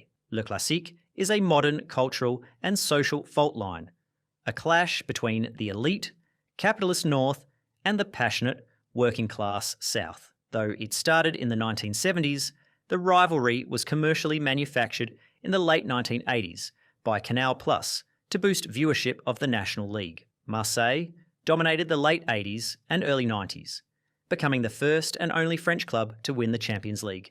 The script flipped forever with the 2011 Qatari takeover of PSG, which introduced an era of unprecedented financial dominance and guaranteed Parisian supremacy. PSG is the club of the glamour, wealth and celebrity of the French capital, viewed as cold and manufactured, while Marseille represents the gritty, working-class, multi-ethnic and passionate port city of the south. The most iconic moment of extreme animosity was the 2020 match that saw 5 red cards and a mass brawl break out in stoppage time, with Neymar accusing an opposition player of making racist comments, leading to global headlines. The infamous 1993 match-fixing scandal involving Marseille also solidified the deep distrust between the clubs. This is a battle for the soul of France. When PSG wins, the capital celebrates wealth and aristocracy, and when OM wins, the people declare a revolution for the south.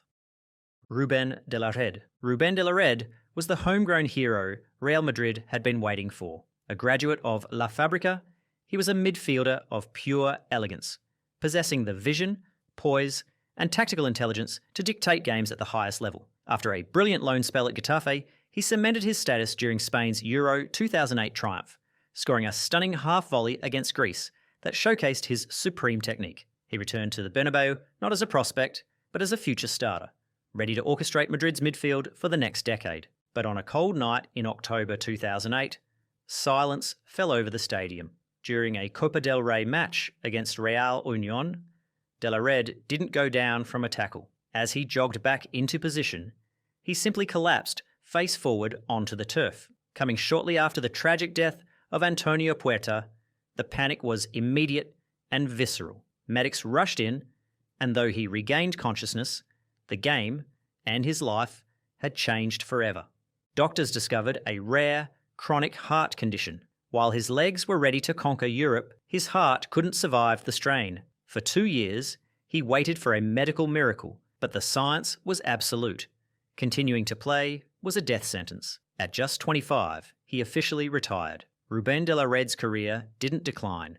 It was extinguished. He left the game as a European champion, and a tragic reminder that sometimes an athlete is defeated by the one opponent they cannot see.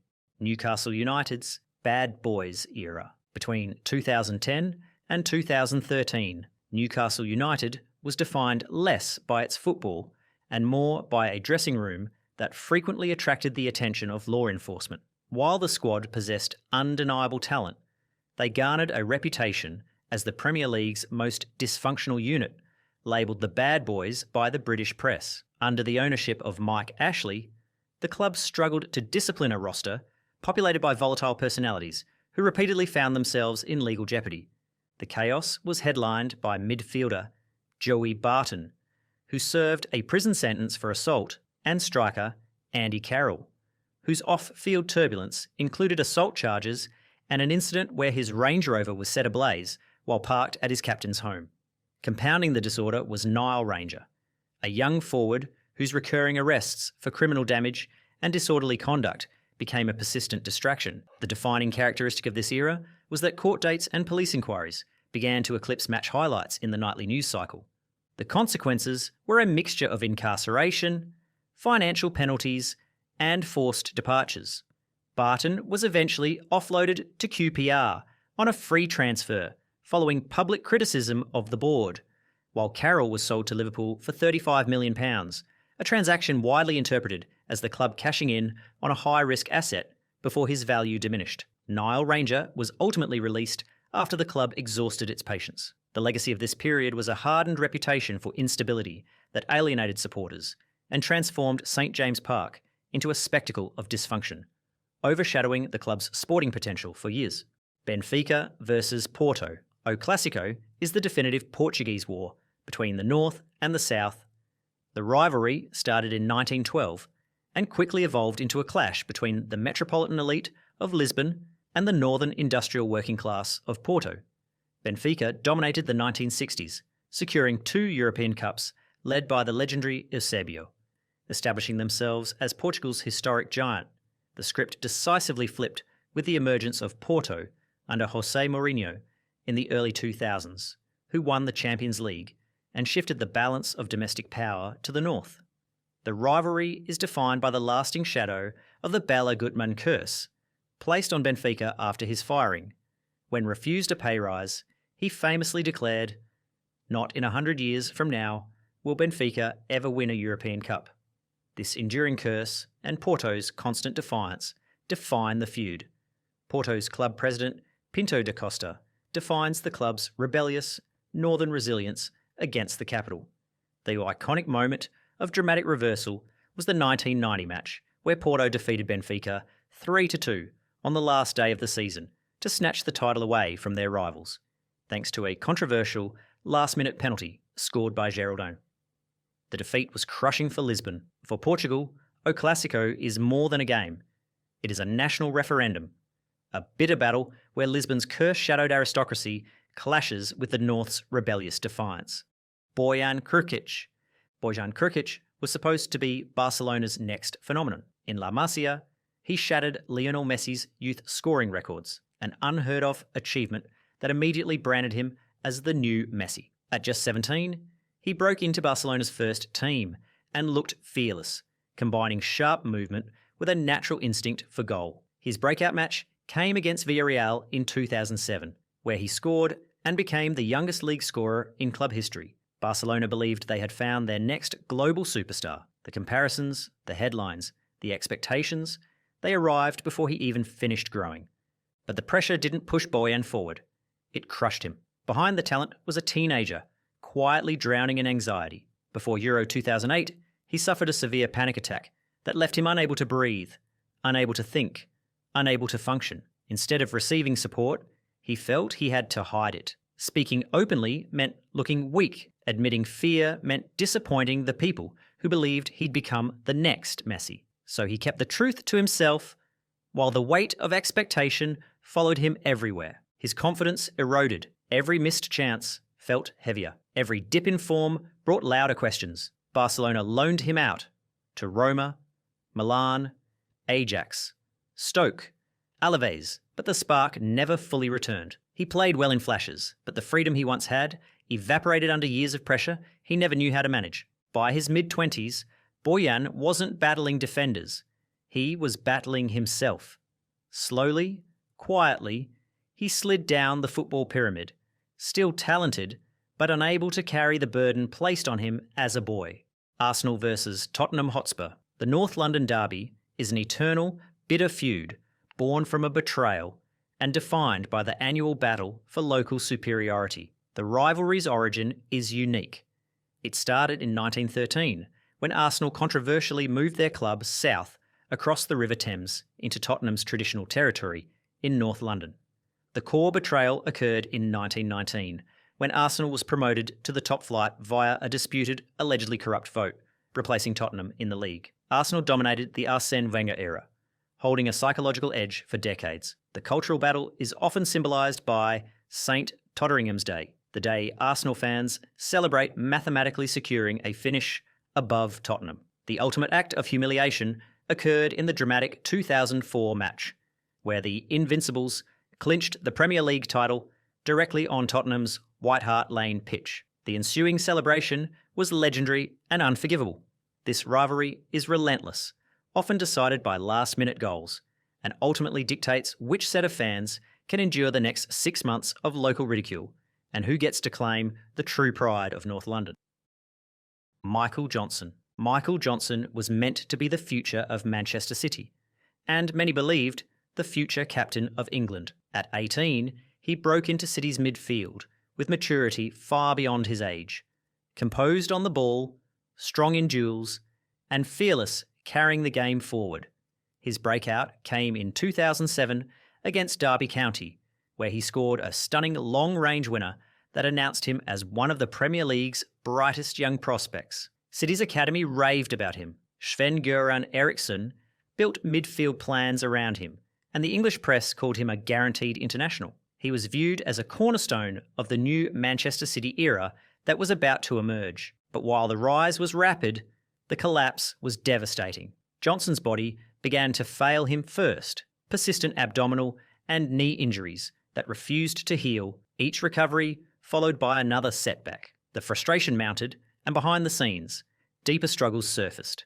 Johnson battled severe mental health issues throughout his early 20s, issues he hid from teammates, coaches, and fans. His isolation grew. Training sessions became harder, not physically, but mentally. His confidence evaporated. His weight fluctuated dramatically as he drifted away from the structure football provided. Manchester City tried rehabilitation programs, private support, and repeated opportunities. But Johnson couldn't escape the spiral. By 24, long before his prime, he walked away from the game entirely. No comeback attempts, no lower league rebuilding, just a clean break from a sport that had once promised him everything. He later re-emerged far from the spotlight, opening an estate agency and choosing a quiet, private life. Napoli versus Juventus. The Derby del Sole is the ultimate Italian socio-economic and geographic clash, a cultural battle between the wealthy, industrial north and the passionate, struggling south. The rivalry intensified dramatically in 1984 with the arrival of the deity-like figure Diego Maradona at Napoli. Before his arrival, matches were rarely competitive. Afterward, they became symbolic of the South, rising up in an act of glorious rebellion against the establishment. Juventus has maintained a relentless financial dominance over Italian football, acting as the national powerhouse for generations. The Maradona era, 1984 to 1991, provided Napoli its only 2 championships, monumental feats that tasted like revolution. Napoli embodies the pride, desperation, and soul of southern Italy, viewing victory over Juve as a potent political and social statement against the affluent, controlling north. The defining moment occurred in the 1987 match, where Maradona led Napoli to their first ever Scudetto title, officially dethroning Juventus and triggering the most iconic citywide street party in Italian history. A more recent key moment was Gonzalo Higuain's controversial €90 million transfer from Napoli to Juventus in 2016, an act of betrayal that ignited a fresh wave of visceral hatred towards the North. This is not just a match, it is a social and political contest where the glory of the South is measured solely by the successful, defiant humiliation of the North's arrogant aristocrats. Eden Hazard. Eden Hazard was the Premier League's king of joy. He didn't just dribble, he danced. At Chelsea, he was unplayable, a low-gravity genius who bounced off defenders and won titles with a smile on his face. His farewell in the 2019 Europa League final was a masterpiece. 2 goals, an assist, and a trophy. It was the perfect audition for his childhood dream. When Real Madrid paid €115 million for him, they weren't just buying a player, they were buying the heir to Cristiano Ronaldo. But the dream died before the ink was dry. Hazard arrived at pre-season overweight, a decision that haunted him when his body began to crumble. A tackle by Thomas Meunier against PSG shattered his ankle, and with it, his career. The metal plate installed in his foot became a prison. The explosive burst, that 0 to 60 acceleration that defined his game, was gone. He became a ghost, terrified to turn, scared to sprint. The Bernabeu, a stadium that demands perfection, turned on him. The press mocked his weight. The fans mocked his injury record. For 4 years, he was the world's most expensive spectator. At 32, He didn't just retire, he evaporated. There was no guard of honour, no final lap. Manchester United versus Liverpool. The North-West Derby is a bitter industrial war, a generational conflict between England's two greatest footballing cities. The feud is rooted in the 19th century Industrial Revolution, specifically the completion of the Manchester Ship Canal in 1894, which bypassed the port of Liverpool and undercut its shipping trade. The 1970s and 80s were the eras of Liverpool's dynasty, with multiple league titles and European Cups. The script decisively flipped when Sir Alex Ferguson arrived at United, famously declaring his single mission was to knock Liverpool right off their perch, a task he completed by dominating the 1990s and 2000s. The rivalry is defined by legends, Kenny Dalglish and Steven Gerrard clashing with Eric Cantona and Ryan Giggs. The dramatic 1999 FA Cup fourth round, where United scored 2 goals in the last 2 minutes to stage an impossible comeback, was a crucial defining moment on the way to their historic treble. Another iconic moment was Gary Neville's infamous celebration in front of the Liverpool away fans in 2006, leading to a huge fine but cementing his legend as a die-hard anti-Liverpool player. The rivalry's modern toxicity was perfectly captured by the racially charged Luis Suarez and Patrice Evra conflict, which exposed the lingering, bitter animosity between the clubs. For the fans, winning this particular game is a victory more satisfying than the league itself, representing the ultimate triumph in Sir Alex Ferguson's completed mission to knock Liverpool right off their perch. Fernando Torres. Fernando Torres was once the most feared striker on the planet. At Atletico Madrid, he became El Niño, the golden child who carried a club on his back before he could legally drink. But it was at Liverpool where he reached his true peak. His performance against Real Madrid in 2009, dominating their backline, scoring effortlessly, and bullying world-class defenders, felt like a generational announcement. Torres had it all: acceleration, timing, finishing, and an instinct for space that defenders couldn't solve. So when Chelsea paid a British record £50 million for him in January 2011, it felt like the natural next chapter, a move worthy of the world's best striker. But almost immediately, everything unravelled. Torres arrived carrying a knee injury that had quietly drained his most important weapon, his explosiveness. The first few matches revealed it brutally. The bursts were slower, the sharp cuts dulled, the separation he once created with ease vanished. Chelsea's system didn't suit him, but the deeper issue became painfully clear.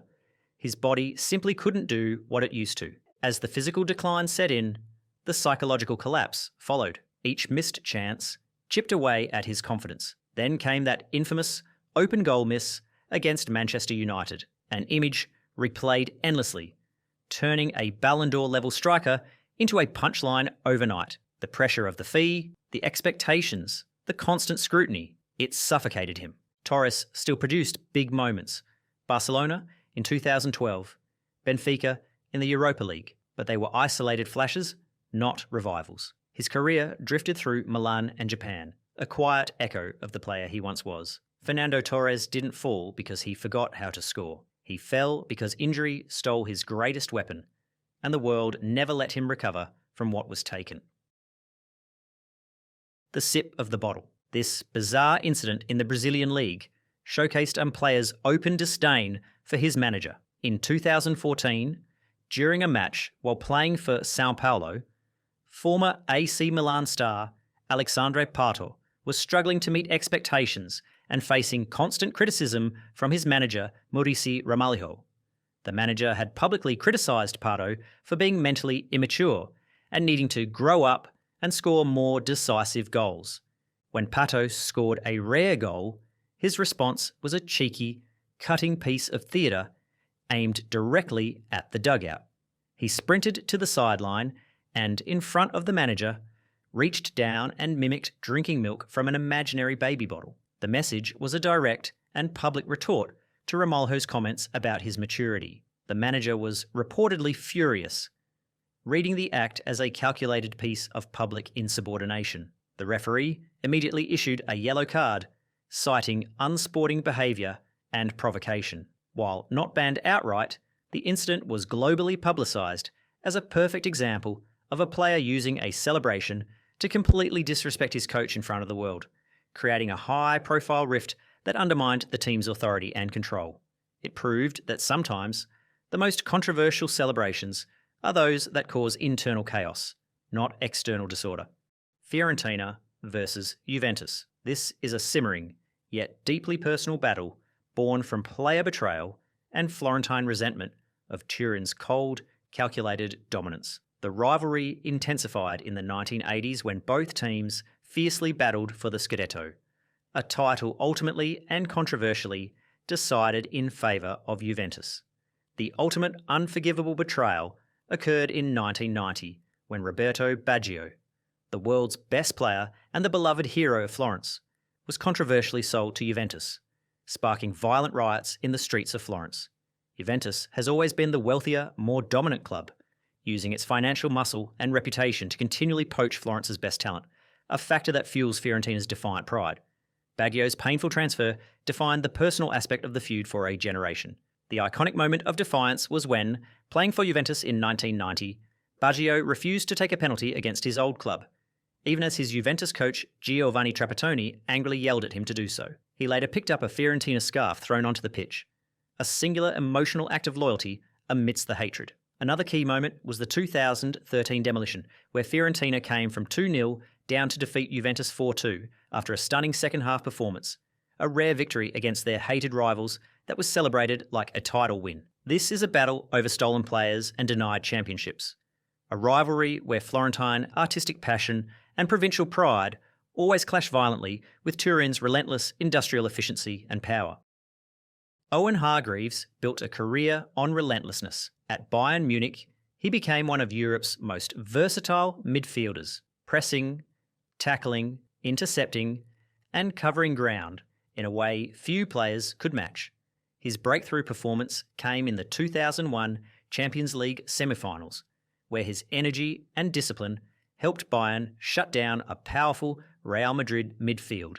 Months later, he lifted the trophy at just 20 years old. When Manchester United signed him for a significant fee in 2007, they believed they were adding the final piece to a title-winning core. And for one season, they were right. Hargreaves was outstanding, especially in the 2008 Champions League run, scoring a crucial free kick against Arsenal and playing a key role in the final against Chelsea. But then the machine broke down. Hargreaves developed chronic patellar tendinitis, a condition where the tendons in his knees effectively began to degenerate. It wasn't a sudden break. It was a slow, agonising erosion. The pain was so severe he often couldn't walk downstairs, let alone press opponents. The tragedy culminated in 2010 against Wolves. After 2 years of brutal rehab and isolation, he finally started a match.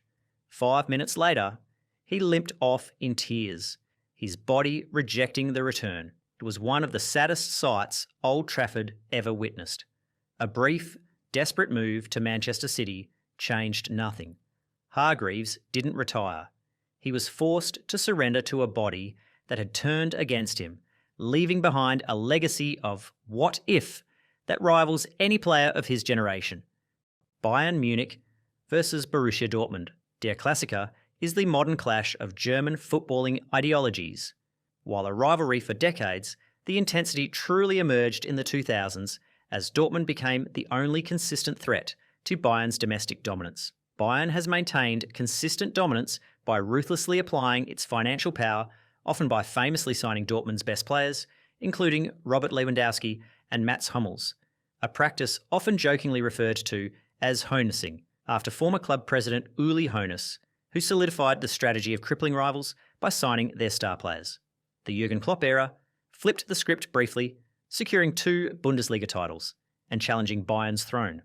The rivalry is defined by generational talent, who often switch sides, and the passionate coaching feud between Klopp and Pep Guardiola. The most iconic moment was the 2013 UEFA Champions League final at Wembley, the only time the two teams have met for European football's ultimate prize, which Bayern won 2-1 on a decisive late goal by Arjen Robben, a crushing defeat for Klopp's golden generation.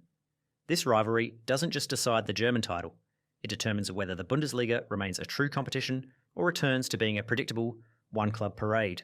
Abou Diaby. Abou Diaby was supposed to be Arsenal's next midfield powerhouse.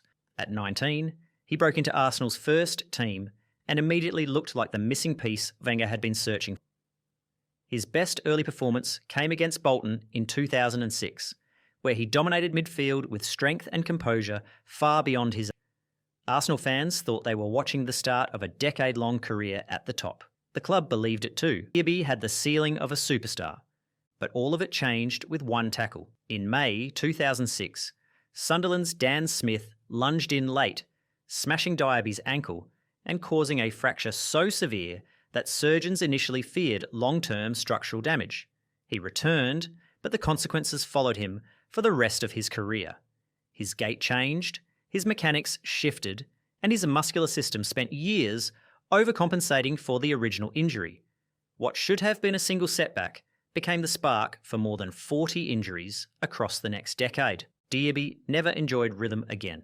Every time he looked ready for a breakthrough, another setback, a calf tear, a hamstring strain, a knee problem, then another. Arsenal tried modified training, tailored recovery, and specialist programs. But Diaby's body simply couldn't hold together. He spent season after season watching from the sidelines, his talent visible but unreachable.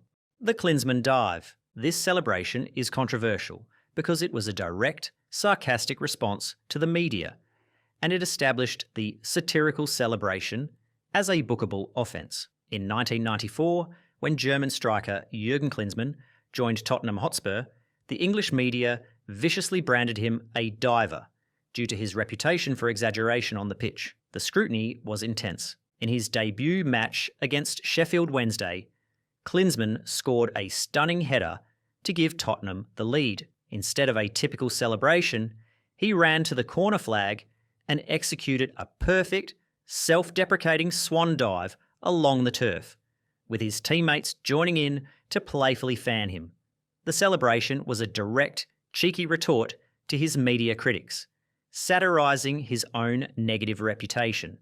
While the press and public loved the wit of the gesture, the referee, under the pressure of the diving debate, cautioned Klinsmann. The subsequent guidelines clarified that any exaggerated simulation, even in jest, could be deemed unsporting. Klinsmann's dive became iconic, earning him a place in the fans' hearts.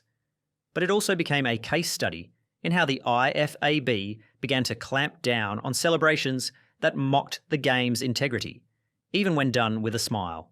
Sevilla versus Real Betis. El Gran Derby is the desperate battle for the heart and soul of Seville, an emotional clash defined by the city's deep-seated class and aristocracy versus the common people. The rivalry began in 1909 and immediately took on social significance. Sevilla was founded by the wealthy establishment, while Real Betis became the club of the spirited working class and republican identity. While Sevilla has historically been more successful, especially on the European stage with multiple Europa League titles, the passionate, uncompromising heart of Betis ensures a continuous, volatile challenge.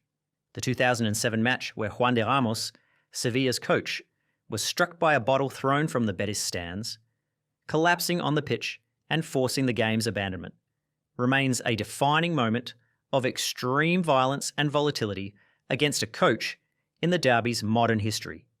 The 2014 Europa League elimination, where Sevilla defeated Betis on penalties at Betis's home ground, was also a moment of crushing local humiliation sealed on European soil. The entire city shuts down for 90 minutes because this intense, fiery battle for Andalusian pride is the only thing that matters. Raheem Sterling, the red card winner. The incident took place on August 26, 2017, at the Vitality Stadium during a chaotic early-season Premier League fixture. Manchester City, desperate for points, found themselves locked in a frustrating 1-1 stalemate with a resilient Bournemouth side.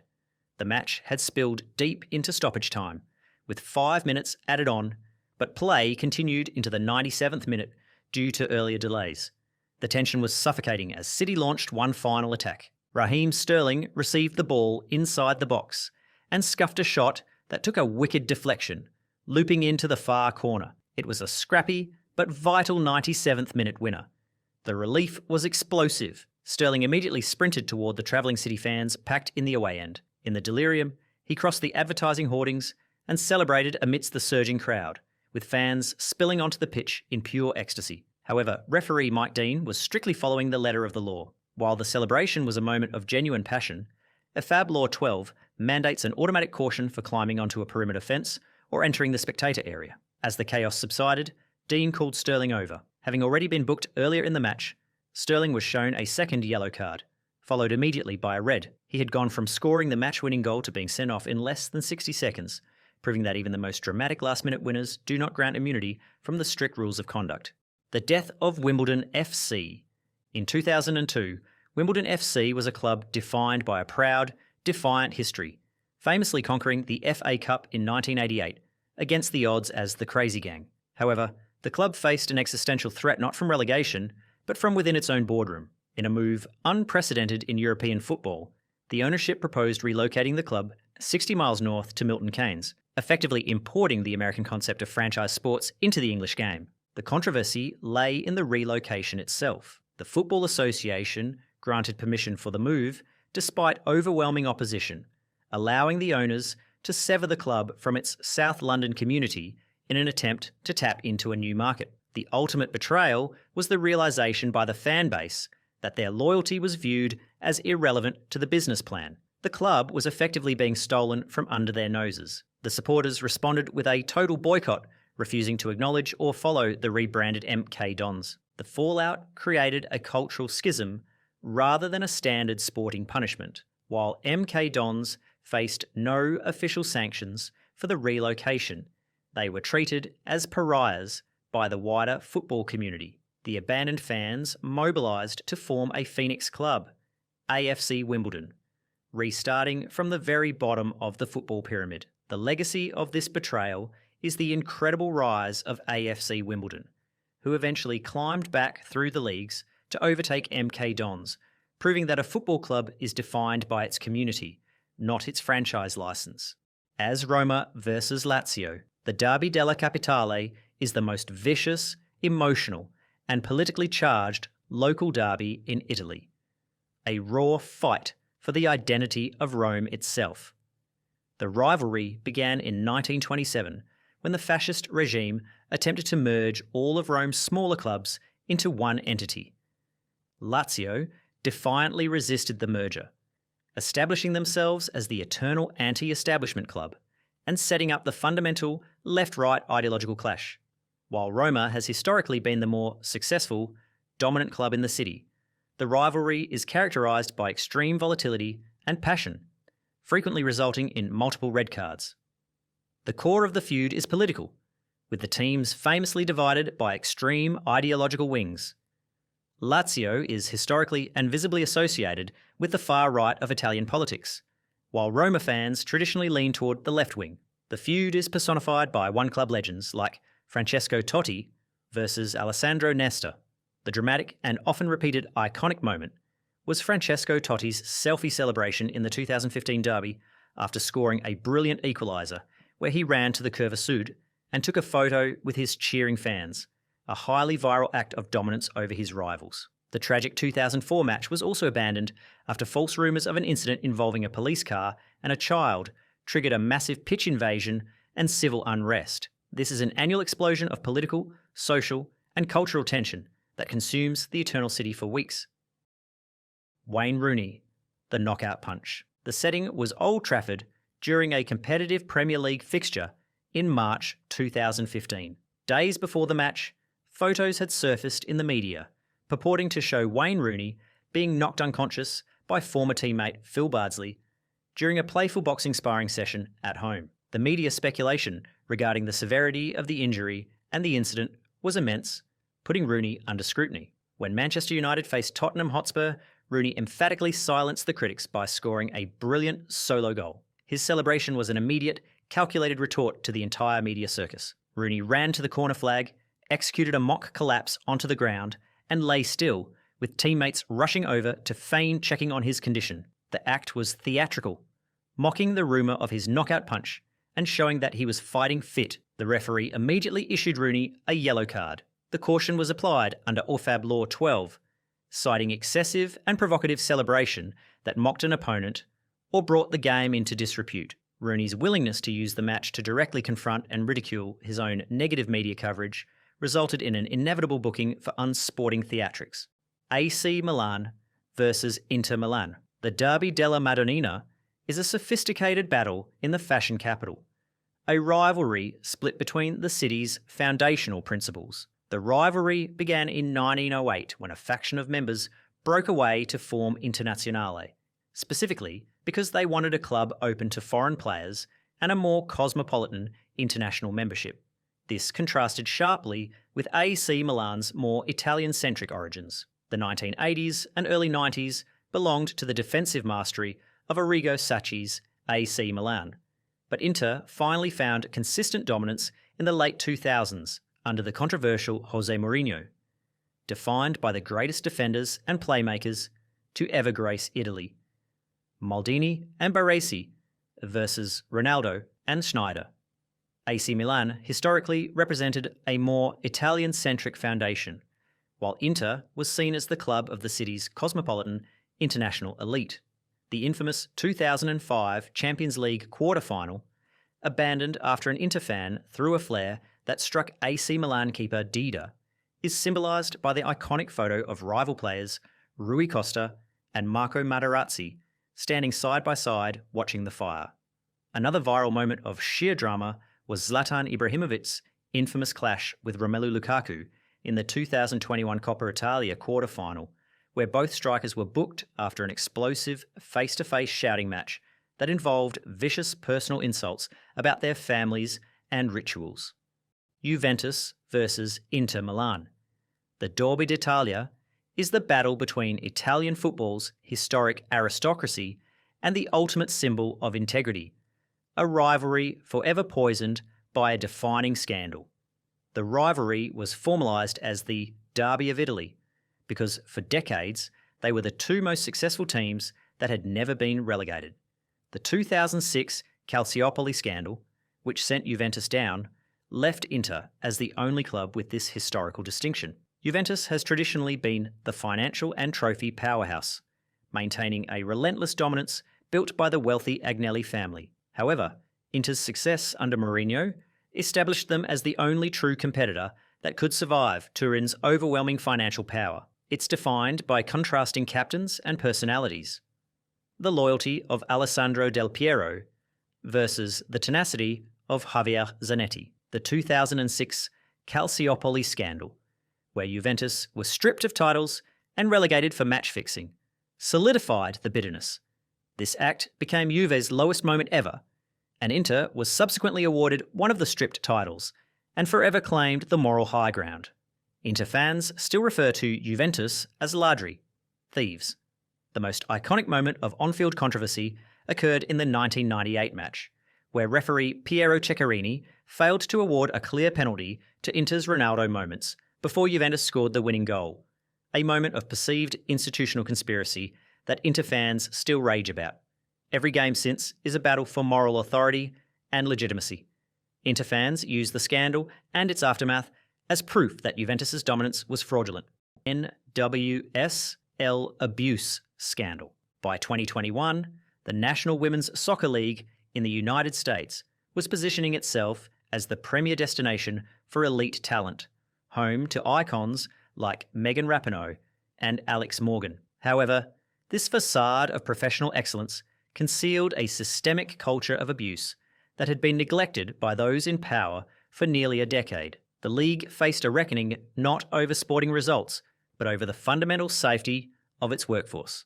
The scandal erupted when The Athletic published a bombshell investigation detailing years of sexual coercion and verbal abuse by Paul Riley, one of the league's most decorated coaches. The report revealed that players, including Manashim and Sinead Farrelly, had reported Riley's behaviour years prior, yet he had been permitted to continue coaching across different franchises. The damning evidence lay in the paper trail, which proved that both the league and the US Soccer Federation had been alerted to the abuse but failed to intervene, effectively prioritising brand stability over player welfare. The fallout resulted in a complete dismantling of the league's hierarchy. Commissioner Lisa Baird resigned, Riley was fired, and subsequently banned for life, and half of the league's head coaches were eventually dismissed or resigned amid various misconduct allegations. The subsequent independent investigation, known as the Yates Report, confirmed that abuse was deeply rooted in the league's infrastructure. The scandal fundamentally shifted the power dynamic in women's sports, catalysing the creation of a collective bargaining agreement focused heavily on player safety and institutional accountability. Schalke 04 versus Borussia Dortmund. The Revierderby is the defining working-class rivalry in Germany, a passionate, intense battle for pride over the industrial Ruhr heartland. The rivalry began in 1925 and is rooted in the neighbouring cities of Gelsenkirchen and Dortmund, both historically defined by coal mining and steel production. The proximity and shared industrial identity fuel a raw, visceral animosity. Schalke dominated the pre-Bundesliga era of the 1930s and 40s, winning multiple titles.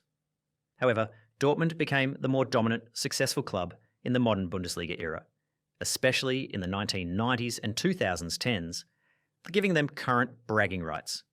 This is a pure working-class derby, defined by the tough, honest values of the industrial region, and the hatred is instilled in fans from birth. The Ultras' loyalty is unbreakable, leading to some of the most spectacular, coordinated choreographies and pyro shows in Europe. The incredible, viral 2017 match, where Schalke came back from a shocking 4-0 deficit against their bitter rivals to secure a dramatic 4-4 draw on the road with a 94th minute goal, is known forever as Das Wunder von Gelsenkirchen. Another specific moment was Jens Lehmann's 1999 red card, when the Schalke goalkeeper deliberately stomped on a Dortmund opponent, a visceral act of aggression that perfectly symbolises the derby's brutality. When these two passionate clubs meet, the entire industrial region stops. It is a bitter, dirty, beautiful, and sometimes violent contest for the eternal crown of the Ruhrpott. Edinson Cavani's gunslinger. Edinson Cavani, with his relentless energy and predatory finishing, earned the nickname El Matador over his illustrious career. His signature celebration, the gunslinger, was just as dramatic as his playstyle. After scoring, he would pull out his invisible pistols, twirl them in a practiced motion, and fire imaginary shots into the air, a cinematic trademark that fans worldwide recognised and loved, while most spectators viewed it as a harmless nod to Western movie iconography. In high-stakes environments, match officials saw it through a different, far more cautious lens. The controversy peaked during the intensely physical and hostile 2015 Copa America quarter-final between Uruguay and Chile, the host nation. The tension was immense, with both sets of players engaged in a fiercely contested, tense, and ill-tempered match. When Uruguay launched an attack, Cavani managed to find the net, breaking the deadlock and scoring a crucial goal. He immediately performed his trademark gunslinger salute, drawing his invisible weapons and firing into the air. The referee, citing the match's already heated atmosphere, immediately reached for his pocket and issued a yellow card. The officials deemed the gesture as potentially inflammatory and unsporting behaviour in a fixture where tempers were already on a knife edge. The decision sparked a significant public and media debate. To Cavani's supporters, it was an unjust punishment for a signature, non-offensive move, a sign of overzealous refereeing.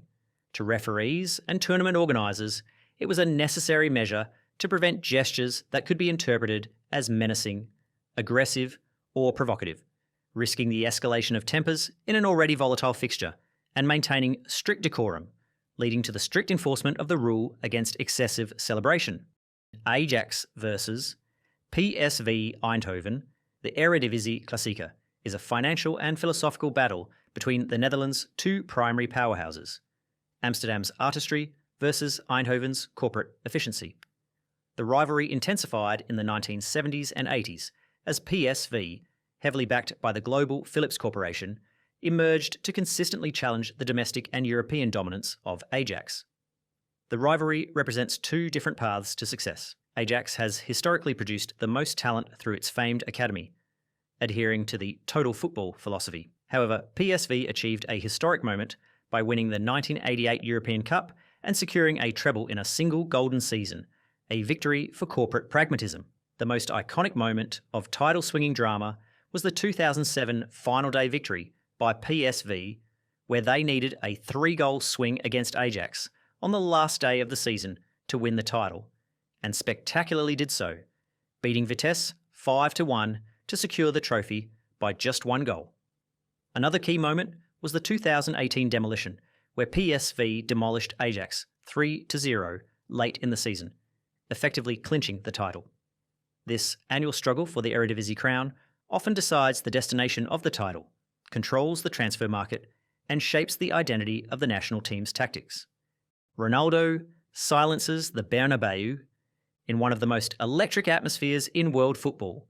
The El Clasico rivalry often features moments of pure disrespect.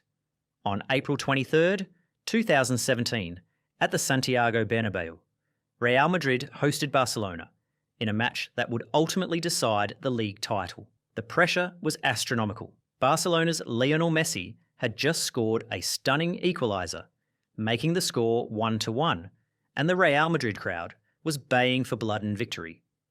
Then, in the 73rd minute, Cristiano Ronaldo, who was constantly vying with Messi for the status of the world's best player, pounced. Gareth Bale whipped in a low cross, and Ronaldo showed his predatory instinct, sliding the ball home to put Real Madrid 2-1 up. The celebration that followed was cold, calculated, and aimed directly at the rival fans. Ronaldo sprinted to the corner flag, but instead of celebrating with his team, he paused, turned to face the vast expanse of the screaming Barcelona away section, and dramatically put his finger to his lips in a defiant, shushing gesture. The stadium descended into a momentary, shocked silence before erupting in vicious whistles and jeers. While shushing is not a formal rule breach, the referee correctly deemed it to be an act of excessive provocation and unsporting behaviour, specifically targeting the opposing fans. Ronaldo was immediately given a yellow card. The gesture, known globally as Calma Calma, and from an earlier instance, was a masterful piece of showmanship and a classic example of using a simple, non-verbal taunt to incur a formal caution, demonstrating how subtle gestures can carry enormous animosity in a derby.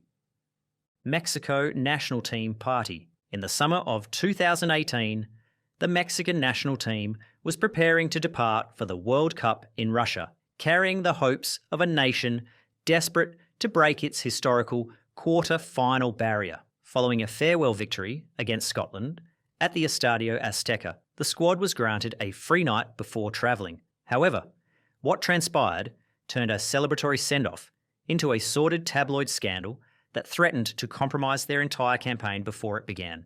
The controversy ignited when the publication TV Notas released paparazzi photographs of players arriving at a private residence in an upscale Mexico City neighbourhood. The report alleged that the marathon gathering, which extended until 4 p.m. the following day, was attended by 30 VIP escorts. While key figures such as Hector Herrera and Javier Chicharito Hernandez were implicated, the images created a media firestorm, suggesting the squad was prioritising hedonism over their historical objectives. The response from the Mexican Football Federation was arguably as controversial as the party itself. They declined to sanction the players. Officials maintained that because the squad was technically on free time and had not missed mandatory training, no internal codes of conduct had been breached. Although there were no suspensions or fines, the personal fallout was severe, with several players reportedly managing family crises and marital strain during the tournament preparations. The scandal evolved into a significant distraction, fueling the narrative of indiscipline that critics argued had long hindered El Tri on the global stage.